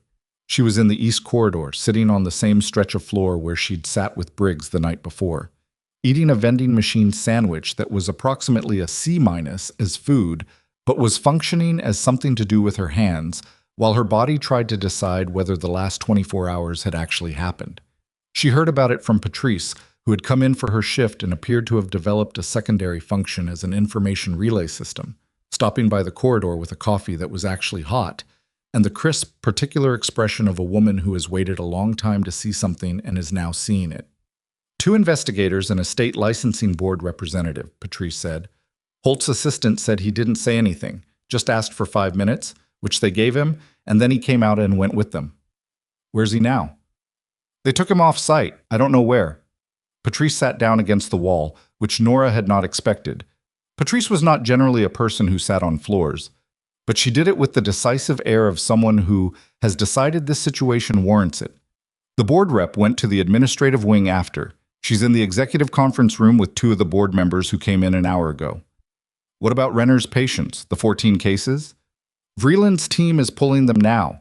They're working through the night shift records to identify who was involved in the administration discrepancies. Patrice's voice was even, but underneath the evenness was something that had a different quality, something that had been waiting to become audible and was now surfacing carefully. Nora, some of those nurses are people I've worked with for years. Nora looked at her. I know what they knew, Patrice said. Some of them may not have known anything. Some of them may have just documented what they were told to document. She looked at her coffee. And some of them may have known something was wrong and not said anything because of what happened to the people who did say something. Like what happened to me, Nora said. Like what happened to you, Patrice said. And to 3 others before you, apparently. The corridor was quiet around them. Through the double doors, the hospital was running. Somewhere a monitor alarmed briefly and was silenced. Somewhere a PA announcement moved through the air in the specific cadence of routine. And that normalcy was strange. The way the building's continued ordinary function was strange. The way a machine that has been running badly keeps running even after you've found the fault. The night shift was going to find out today, Nora said, about all of it. Most of them already know something, Patrice said. Hospitals don't keep secrets from their own people. We just don't always know which thing we know is the important thing until it becomes important. Nora thought about Kevin Marsh on the floor behind the nursing station, staring at his hands. She thought about Danny Chu looking at his shoes in the corridor. Is Danny Chu on today? She said. Patrice was quiet for a moment. He's on it too. Okay, Nora said. She didn't say anything else about it, and Patrice didn't ask. The afternoon brought the kind of structured public unraveling that Nora had not entirely anticipated, though in retrospect she should have.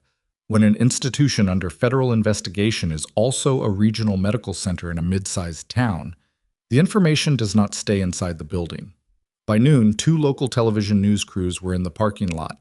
By 1:30, the Kessler Run Courier had run an online piece with the headline, "Harlow Peak Medical Center under federal investigation, following hostage incident." The piece was incomplete, sourced heavily from public records and official statements, but it named Holt and named the OIG audit and named the hostage incident in the same column inches, which created a particular narrative gravity that the hospital's communication team, now operating without its director, who had been one of the staff members who left with a laptop bag, was not equipped to manage. Nora watched some of this from the parking lot and felt a complicated thing she couldn't immediately name. Not satisfaction. It was too early and too unresolved for satisfaction. Not vindication, for the same reason. Something more like the feeling of watching a structure that has been under hidden pressure for a long time finally begin to show the cracks on the outside, the point at which the internal damage becomes visible to anyone who looks. Briggs found her there. "You have a habit of ending up in this parking lot," he said. "It's a good thinking location," she said, "mostly empty. Occasional institutional drama visible through the windows." He stood beside her and looked at the news crews at the far end. "OIG put out a statement an hour ago, confirms the investigation, references the ongoing warrant, names the facility." "I saw it." Holt's attorney gave a statement too, claims his client is cooperating fully and that any allegations of misconduct will be vigorously contested. He paused. "Which is the statement you give when you have nothing better to say." "What does Vreeland have on the Osei case?" Nora said. Briggs was quiet for a moment. "The case file is now part of the core investigation. Raymond Osei, 68 years old, admitted for treatment of a cardiac arrhythmia 16 months ago. Chart modifications were made to his dosage records after a nursing flag. The nurse who filed the flag was Dolores Mack. She left Harlow Peak 9 months ago, currently working at a facility in Montana." He paused. "Vreeland's team made contact with her this morning. How is she?" "She said, and I'm paraphrasing, that she'd been waiting for someone to call." The news crews in the parking lot had set up cameras pointed at the building entrance. A hospital communications staffer Nora didn't recognize had come out to manage them and was currently managing nothing, just standing in the space between the cameras and the entrance, looking like a person who had been handed a problem and no tools. "Margaret Osei," Nora said. "Vreeland wants to speak with her," Briggs said.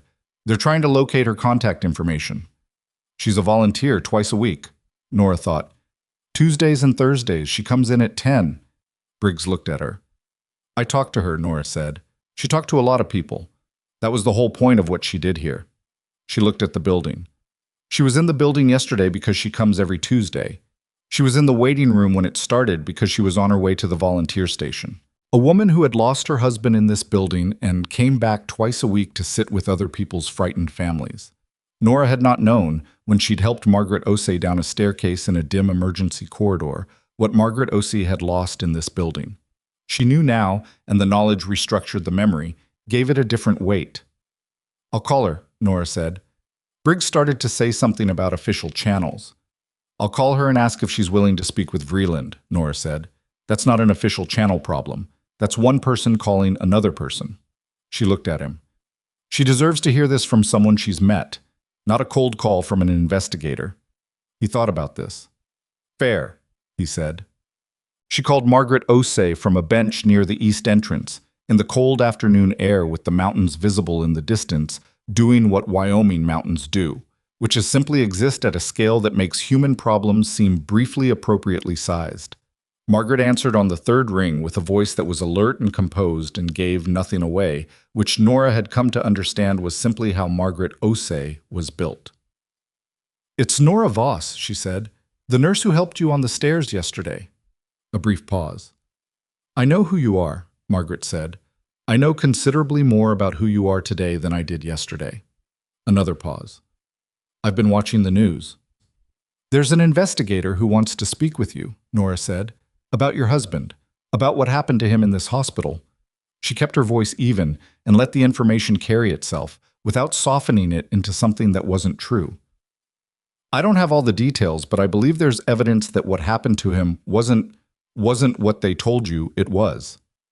The silence that followed was not a surprise silence.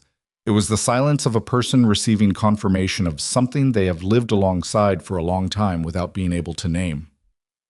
I never believed it was, Margaret Osei said, quietly, without drama, as simple as weather. Raymond was getting better. I saw it. And then he wasn't, and then he was gone, and they explained it in ways that were very thorough, and none of them felt right. A pause. I came back to this hospital because I needed to be in the place where I lost him, because it felt like if I stopped coming back, it would mean I'd accepted the story they told me. Nora sat with that. Her name is Sandra Vreeland, she said. She's with the federal OIG. I'll give you her number. You can call when you're ready, and you can have someone with you if you want. I don't need someone with me, Margaret said.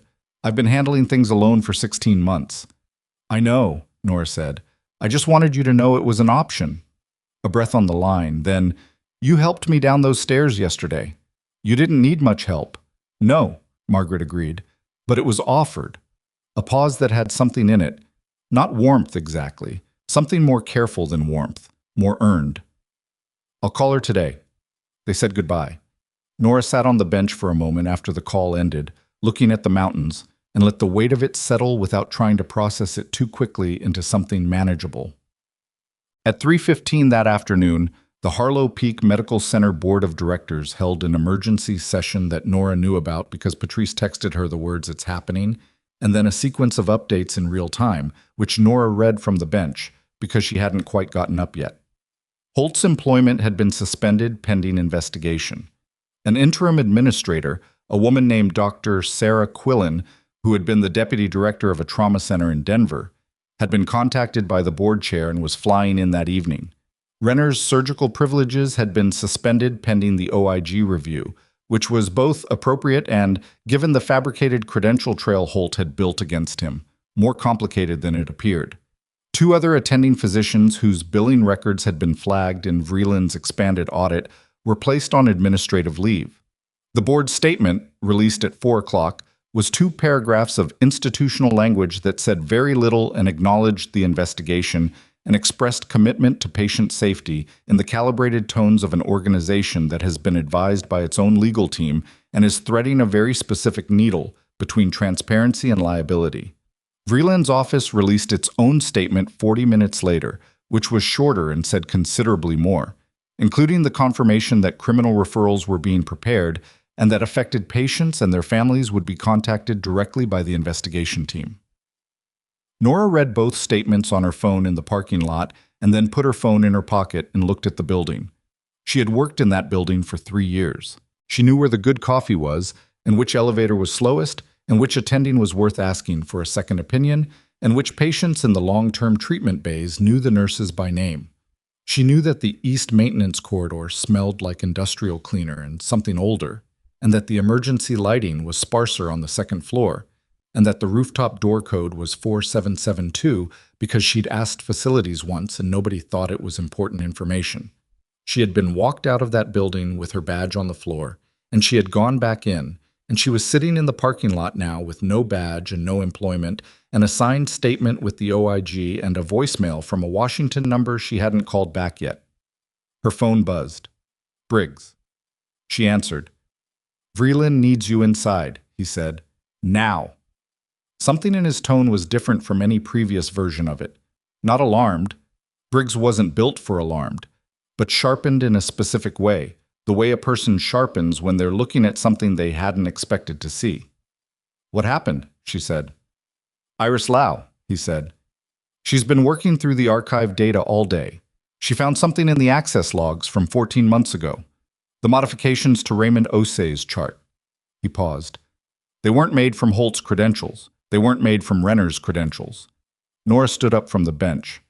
They were made, Briggs said, from an account registered to a staff member who left the hospital 9 months ago, the account that was supposedly deactivated when she resigned. Another pause. Vreeland thinks someone kept the account active deliberately, kept it available as a tool. Who's the account registered to? Dolores Mack, Briggs said. The nurse Vreeland contacted this morning. The one who filed the original flag on Osei's chart before she left. The mountains were the same, the parking lot was the same, the cold was the same. Dolores Mack didn't modify those records, Nora said. She flagged them. I know, Briggs said, which means someone wanted her account in the system after she left.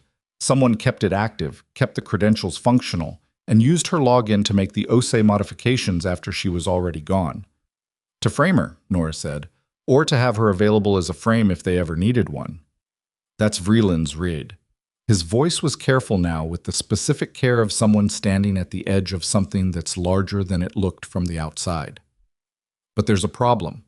The account access logs show that Dolores Mack's credentials were used from inside the building, from a terminal in the nursing station, East Pod. Nora waited. East Pod Nursing Station, Briggs said. That's your station, Nora. That was your primary work area for 3 years. The cold air moved through the parking lot. Somewhere near the entrance, one of the news cameras pivoted toward a figure coming out of the building. A hospital board member, probably, moving fast, head down. They're going to try to put it on me, Nora said. Holt's attorney called Vreeland's office 20 minutes ago, Briggs said. He's filing a motion to expand the scope of the investigation to include nursing staff conduct. He specifically named you. A pause. He has a witness statement. Someone who claims to have seen you access the East Pod terminal during the relevant period, a period when Dolores Mack's credentials were used. Who? The pause before his answer was the particular kind that precedes information that reorganizes what you thought you understood. Danny Chu, Briggs said. The third-year resident. He signed a statement this morning saying he observed you accessing the nursing terminal on the night in question. The resident who had looked at his shoes in the corridor when they walked her out. The one she'd covered for twice and talked through a procedural panic at 2 a.m. The one Kevin Marsh had called protective by saying she was somewhere on the floor, probably when Briggs came looking for her. Danny Chu, who had apparently spent the morning signing a statement for Marcus Holt's attorney. Get inside, Briggs said. Vreeland needs to talk to you before this gets filed. Nora was already moving. She went in through the east entrance because it was the closest door, and because some part of her had stopped caring about which entrance was appropriate for a person who no longer had a badge. Vreeland was in the records room. Briggs was there too, standing near the window in the way he stood when he was thinking.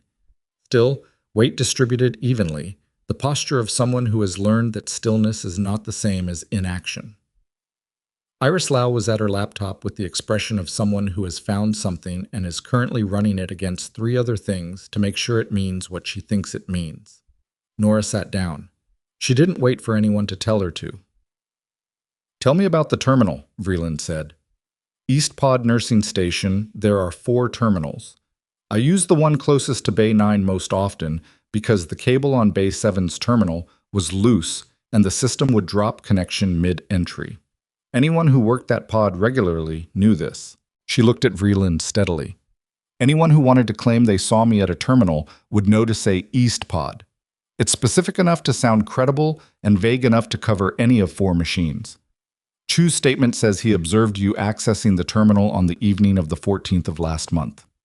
I wasn't here on the 14th of last month, Nora said. I had a shift exchange with Patrice. She covered my evening, I covered her morning 2 days later. It's in the schedule. Vreeland made a note. That's verifiable. Obviously, Nora said, which is why whoever told Danny Chu to say it didn't check the schedule first. She paused. Or checked it and decided it didn't matter because by the time anyone cross-referenced it, the motion would be filed and the narrative would be in circulation. Briggs said, Holt's attorney filed the motion 11 minutes ago. I know, Vreeland said. She hadn't looked up from her notes. It's been filed, it won't hold, but the question I'm more interested in right now is not the motion. She looked up. The question is Danny Chu. Nora looked at the table. He signed a false statement, Vreeland said. That's a serious exposure for him. And the fact that he signed it this morning, after what happened yesterday, after you helped run an evacuation that kept people in that building alive, that requires explanation. She set her pen down. What's your read on him?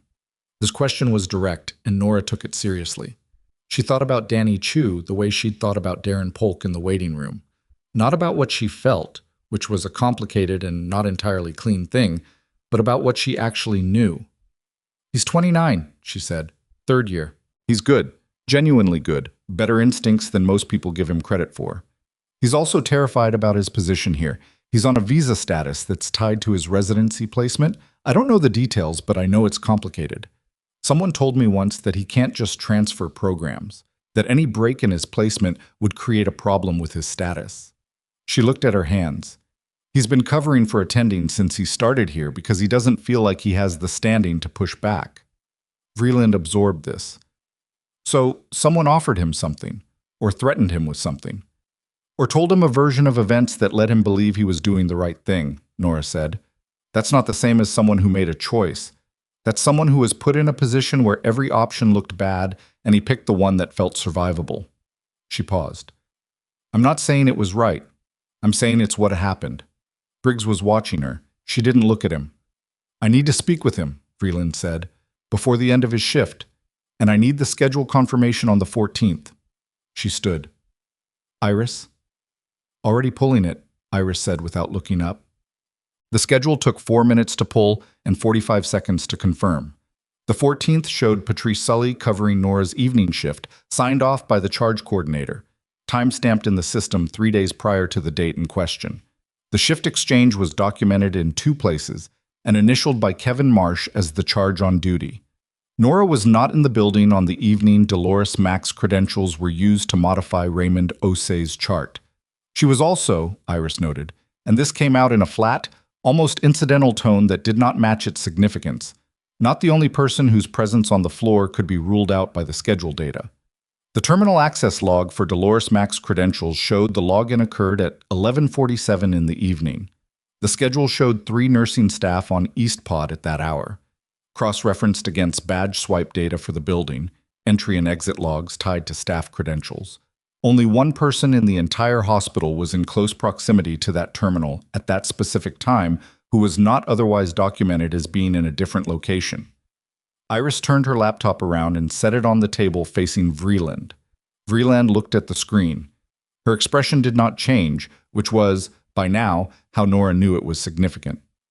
Marcus Holt, Vreeland said. Badge swipe puts him entering the East Corridor at 11:41 that evening. The room was quiet. He didn't just authorize it, Briggs said. He did it himself. He used Mac's credentials from a terminal in her work area, Vreeland said.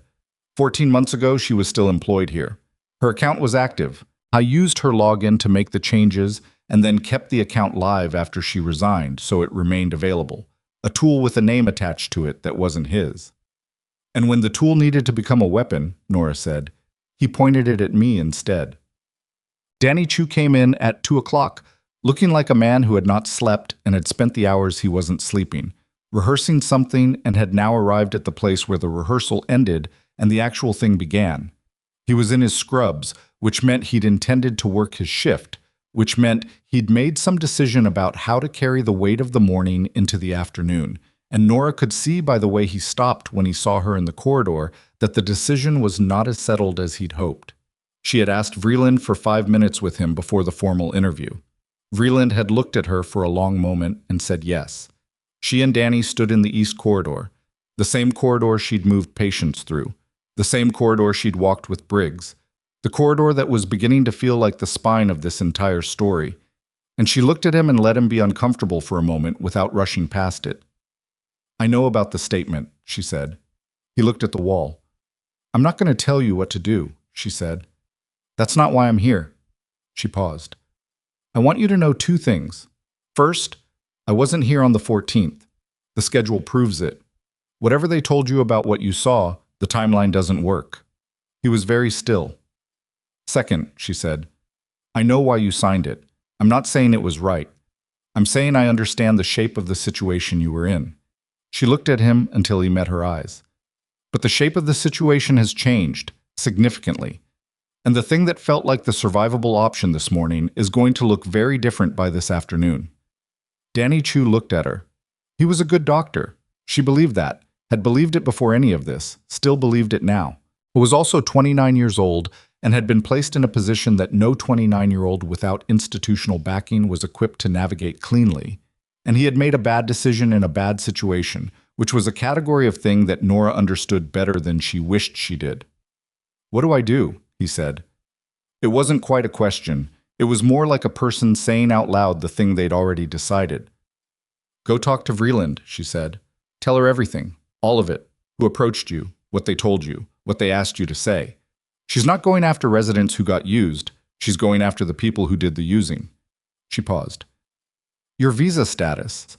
That's a separate issue, and there are people who can help with it. Don't let that be the reason you hold back. He exhaled, long, unsteady, the specific exhale of someone releasing a version of the next hour that they'd been bracing for. She's going to want names, he said. Yes, Nora said. Holt called me this morning, before his attorney sent the statement draft. I figured. He said. Danny stopped. He looked at the floor. He said my program director had been notified about certain performance concerns, and that the notification could be updated, revised, or withdrawn depending on how cooperative I was. He looked up. I don't know if that's true. I don't know if he actually contacted them. It doesn't matter whether it's true, Nora said. What matters is that you go tell Vreeland he said it. That is textbook witness coercion, and it adds to his case file significantly. Something shifted in Danny Chu's face. Not relief, not yet, but the beginning of the structural change that precedes relief. The moment when the thing you've been bracing against starts to look like it might be something you can actually survive. He went to find Vreeland. Nora watched him go and felt the complicated things she felt about him. Not forgiveness exactly, because he hadn't asked for it, and not anger exactly, because she'd meant what she said about understanding the shape of the situation. Settle into something quieter and less nameable that she suspected would take some time to fully resolve. Marcus Holt was arrested at 4:17 in the afternoon. Not at the hospital. He'd been taken off-site that morning, but at the Kessler-run field office of the Wyoming Division of Criminal Investigation, where he had been present with his attorney for what had been framed as a voluntary interview and had become, over the course of the afternoon, something considerably less voluntary as Vreeland's evidence was presented piece by piece to the DCI investigators in the coordinated way that Vreeland did things, which was to say, methodically, without drama, in an order that made the conclusion feel inevitable because it was. The badge swipe data, the terminal access log, the fabricated credential trail against Renner, the witness coercion call to Danny Chu, which Danny had described to Vreeland in detail, and which had been, it turned out, made from Holt's cell phone at 8:52 that morning, time-stamped, logged, and now part of a record that Holt's attorney was going to have a very difficult relationship with for the foreseeable future. The charge was medical fraud. Additional charges, evidence tampering, witness coercion, and obstruction, were pending. The DA's office confirmed publicly that it was treating the case as a criminal matter and that further arrests were expected. Nora heard about the arrest from Briggs, who called her at 4:45. It's done, he said. She was sitting in her truck in this parking lot. She'd been sitting there for an hour, not entirely sure why she hadn't driven home, not entirely sure what she was waiting for. Maybe just this, the call, the 2 words, the thing completed. Renner, she said. Cooperating.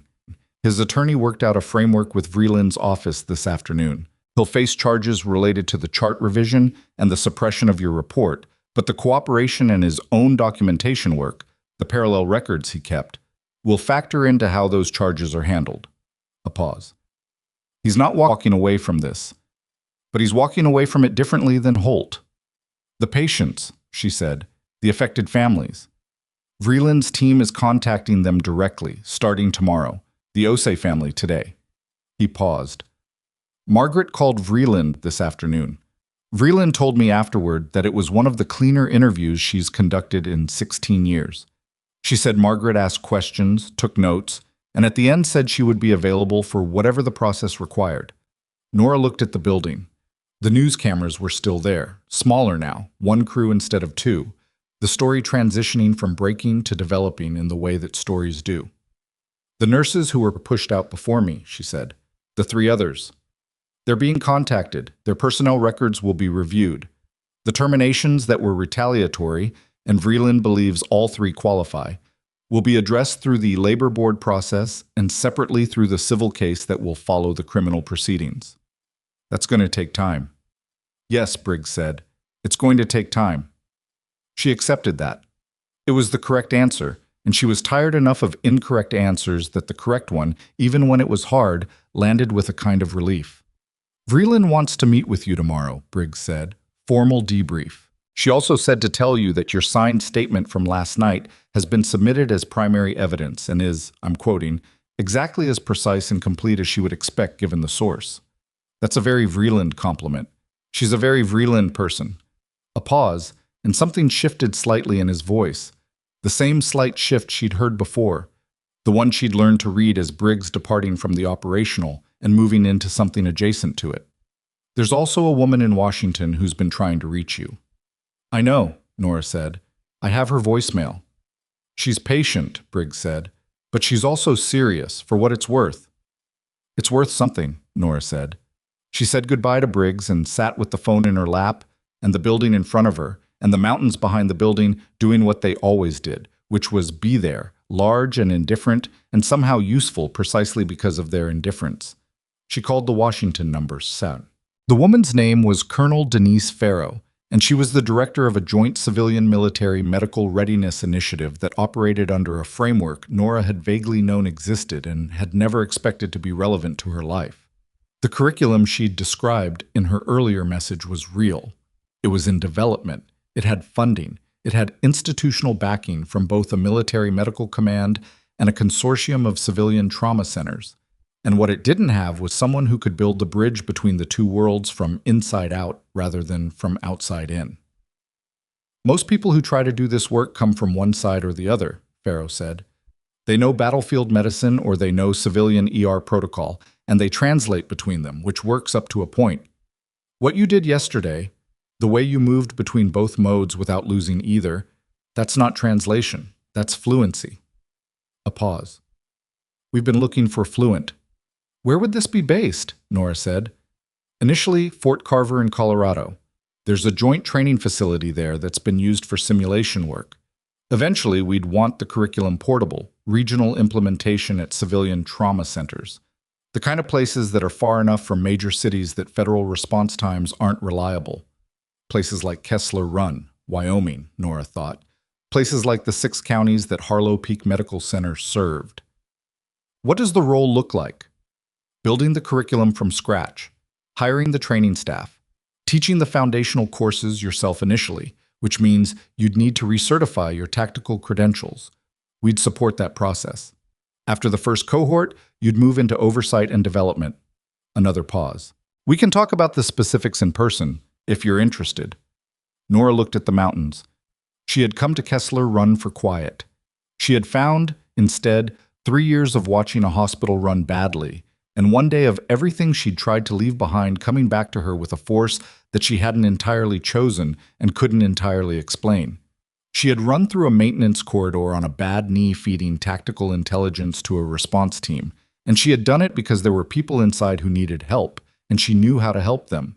And that answer was still the whole answer, and it had turned out to be a different kind of quiet than the kind she'd been looking for. The quiet that comes not from stillness, but from being exactly and completely in the right place at the right time, doing the right work. She had a shoebox on a shelf at home with a document in it that she hadn't looked at in 2 years. I'm interested, she said. She went home finally, at 7:30 in the evening. She made coffee. She sat at her kitchen table in the dark for a while because she was too tired to turn on the light, and it didn't seem urgent. Her knee ached with the deep structural ache that comes after a full day of asking it to do things. It was rebuilt to approximate, but never quite manage, and she put ice on it with the practiced disinterest of someone who has been doing this long enough that it's just a thing that happens. She thought about Gerald Okafor, who would go home in a few days to his daughter, and whatever came next, knowing that the decline he'd experienced in this building had not been the inevitable thing they'd told him it was. She thought about what that knowledge would do to a person, the specific, difficult gift of understanding that you were not as fragile as they told you, that the system that was supposed to hold you had failed you, and that failure had a name and a face and was now being accounted for. That knowledge was not simple, it was not clean, but it was true, and true was better than the alternative. She thought about Raymond Osei, who didn't get to receive that knowledge, and about Margaret, who would receive it on his behalf and would have to find somewhere to put it, which she would, because Margaret Osei was clearly a person who had found somewhere to put very hard things before. She thought about the three nurses before her, names she didn't know yet, people who had flagged something true and been removed for it and gone somewhere else and kept working, probably because that's what people do, and who would receive a call tomorrow telling them that what happened to them had been documented and named and was being addressed. That call would not undo the years. Nothing undid years. But it was not nothing. She thought about Patrice, who had told her to walk carefully and meant something true by it, and who had also sat on a floor in a hospital corridor and said, "You're allowed to stand still for 30 seconds, which was one of the more useful things anyone had said to her in recent memory. She thought about Kevin Marsh, who had handed her a key without being asked and stayed past his shift without being asked, and whose 29-year-old stubborn exhaustion had been, in its way, one of the steadier things in a very unsteady day. She thought about Danny Chu. She would think about Danny Chu for a while, probably. The specifics of his situation would work themselves out through channels and processes, and she would not be the one managing it, and that was correct. What would stay with her was the thing he represented. The way institutions produce people who were trapped between what they knew was right and what they could afford to do about it, and the way that trap was a feature, not a failure, of the system Holt had built. You couldn't run a scheme like his without people who had something to lose. You couldn't keep people quiet without something to threaten them with. The threat didn't have to be large. It just had to be real enough and targeted enough and applied at the right moment. The thing Holt had miscalculated, the thing people like Holt always miscalculated, eventually, was that you couldn't keep every variable contained. You couldn't fire everyone who noticed. You couldn't fabricate credentials fast enough to stay ahead of a backup server you didn't know existed.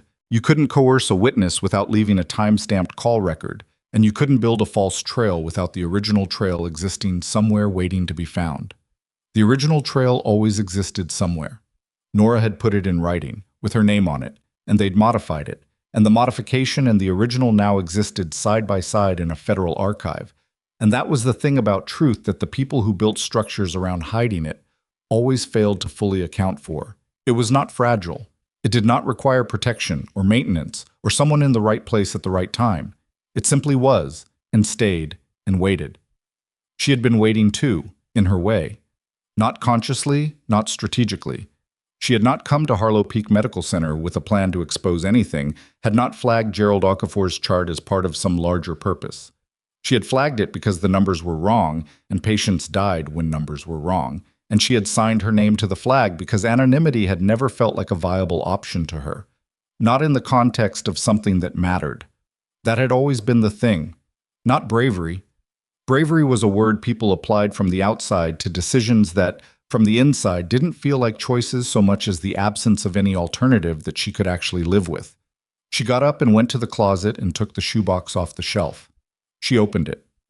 The document inside was a certificate of commendation, issued by the Department of the Army, bearing her name and the specific action it recognized, and a date that was 8 years ago and still vivid in the part of her memory that stored things through the body rather than the mind. She had not looked at it in 2 years. She had not thrown it away either, which had always told her something she hadn't been ready to hear yet. She read it in the dim light from the kitchen. Then she set it on the table and looked at it for a while. It did not make anything easier. It did not resolve the complicated relationship she had with the 8 years it represented, or the knee that would ache for the rest of her life as a consequence of those years, or the specific difficulty of having a set of skills that were most useful in the worst possible situations.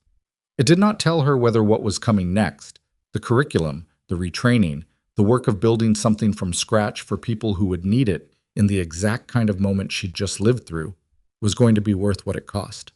But she had spent 3 years putting it in a shoebox and not looking at it, and she had also spent 3 years in a hospital where she'd done good work, real work, patient-by-patient work that mattered in the way that all direct work matters, which is quietly and without ceremony. And then one morning she had found a number that didn't add up, and she had written it down and put her name on it, and everything that followed had followed from that single, ordinary act of documentation. The world did not turn on dramatic gestures, in her experience. It turned on the small, unglamorous decisions made by ordinary people in ordinary rooms, whether to look away from a number that didn't add up or to write it down, whether to keep walking when the doors opened in front of you or to go back inside. She picked up her phone and opened a new message to Briggs. "Tell Colonel Farrow I'll be in Washington Thursday," she wrote. "I need 2 days to deal with some things here first." She sent it. Then she made more coffee, because it was 8 o'clock and she was not going to sleep for a while, and there was no reason to pretend otherwise. 3 weeks later, Harlow Peak Medical Center formally rescinded Nora Voss's termination and issued a written statement acknowledging that the action had been retaliatory and without legitimate cause. The statement was one paragraph, drafted by the hospital's new interim legal team, and said everything it needed to say and nothing it didn't. Nora read it once and filed it with Vreeland's office as requested and did not read it again. Marcus Holt was indicted on 6 counts: medical fraud, 2 counts of evidence tampering, obstruction of justice, witness coercion, and retaliation against a protected whistleblower. His bail conditions prohibited contact with any current or former Harlow Peak employee. His medical license was suspended the same day by the Wyoming Board of Medicine, pending the outcome of the criminal proceedings. The board statement noted that suspension did not preclude revocation, which everyone who read it understood to mean that revocation was the probable destination. Ellis Renner faced 2 charges: falsification of a medical record and failure to report known fraud, and entered a cooperation agreement with the prosecution. His surgical privileges were suspended indefinitely. The parallel documentation he'd maintained for 4 months turned out to be as comprehensive as he'd claimed, and while it did not absolve him of what he'd signed, it did substantially reshape the prosecution's understanding of the full scope of what Holt had built and how long he'd been building it. The civil case that followed the criminal indictment named 6 plaintiffs, including the estates of 2 patients whose records had been manipulated during their treatment. Gerald Okafor was among the 6. It was he told Nora when she called to let him know. She had debated whether to call, had decided that she would want to know, and that Gerald was the kind of man who would want to know too. He was not surprised. He was angry, in the careful way of a person who has decided that anger is useful, but only in the right direction. He said he had talked to his daughter, who was an attorney in Denver, and who had, upon hearing the details, immediately begun making calls. Nora told him she was glad. He asked where she was going. She told him about the curriculum program, about Fort Carver, about the work she'd been asked to do. He was quiet for a moment and then said, "Good," in the tone of a man who means it exactly as much as it sounds like. Dolores Mack, whose credentials had been weaponized and whose name had been prepared as a frame for a crime she hadn't committed, was contacted by Vreeland's office and by the Labor Board investigator assigned to the retaliatory termination cases. She was in Montana, working ER nights at a rural trauma center, and when the investigator called, she said she'd been doing her job for 16 months, waiting for someone to figure out what she'd known since she left. Her personnel record would be corrected. Her separation from Harlow Peak would be reclassified. She was, the investigator noted in her case file, cooperative, precise, and not remotely surprised. Margaret Osei testified before the state medical board in the formal license revocation hearing for Marcus Holt. She wore a blue dress and brought her cane and sat straight in the chair and spoke for 7 minutes without notes, in the measured teacher's cadence of a woman who understood that words needed to be chosen and placed correctly to do their full work. She described her husband. She described the last weeks of his treatment and the explanation she'd been given for his death, and the specific, persistent way that explanation had never fit with what she'd seen. She described coming back to the building twice a week for 16 months because she needed a place to put what she was carrying. When she finished, the room was quiet for a moment before the proceedings continued. Nora was not in the room for Margaret's testimony. She was in Colorado by then, at Fort Carver, in a borrowed office with a whiteboard and a stack of training manuals from 3 different institutional sources, doing the earliest work of building something, the kind of work that looks like almost nothing from the outside and requires, from the inside, the willingness to start before you can see the full shape of what you're making. She had recertified her tactical medical credentials over 2 weeks, which was faster than the standard timeline, and also, as her certifying instructor noted with the dry humor of a former Ranger medic, involved considerably less complaining about the obstacle course than he usually encountered, possibly because she did the obstacle course with a brace on her left knee and didn't complain about anything, which was either impressive or concerning depending on how you looked at it. She thought it was neither, particularly. The knee hurt. It was going to hurt. You worked within it. Briggs came to Fort Carver for the curriculum planning meeting in her third week. He came as a formal liaison for the joint program, which meant he sat across a conference table and talked about training frameworks and resource allocation. And he was good at that, efficient and specific, and she was glad to have him in the room. Afterward, they had coffee in the facility cafeteria. Not a good cafeteria. The coffee was institutional, and the lighting was aggressive. And talked for the first time without any active crisis structuring the conversation. "How's the knee?" he said. "You're still asking about my knee," she said. "It's a relevant data point." "It's fine," she said. "Better than it was." "The obstacle course," he said. "The obstacle course," she agreed. He wrapped his hands around his coffee cup and looked at her.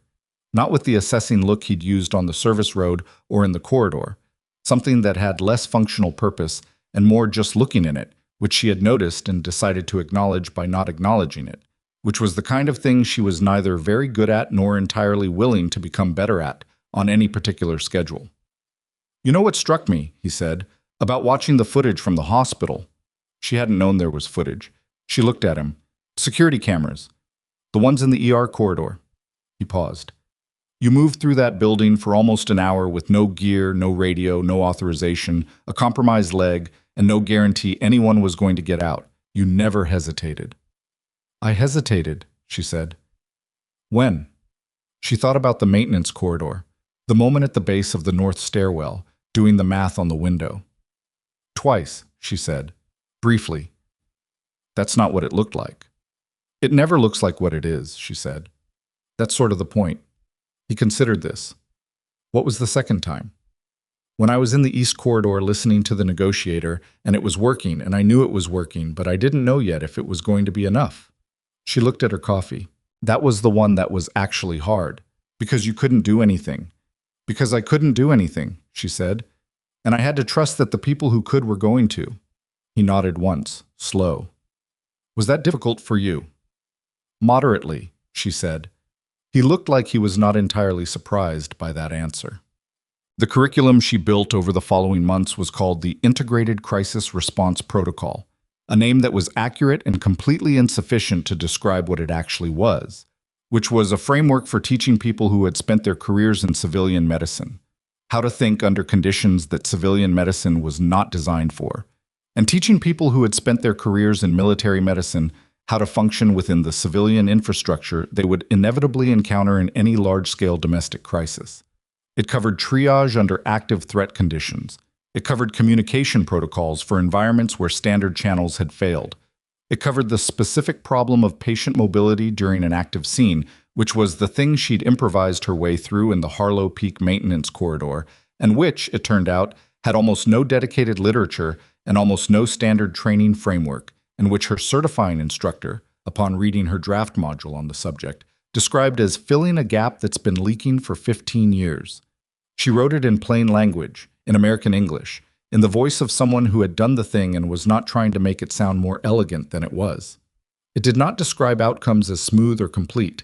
It described what actually happened when you moved a patient in a wheelchair through a corridor designed for foot traffic with poor emergency lighting and a door mechanism that was slow and loud, and what you did about it, and what you couldn't control, and how you made the decision anyway. She taught the first cohort herself, 14 nurses and 4 physicians from 6 different civilian trauma centers, plus 8 military medics from the joint program. The room was a converted classroom at Fort Carver that smelled like institutional carpet and dry erase markers, and the coffee situation remained bad throughout.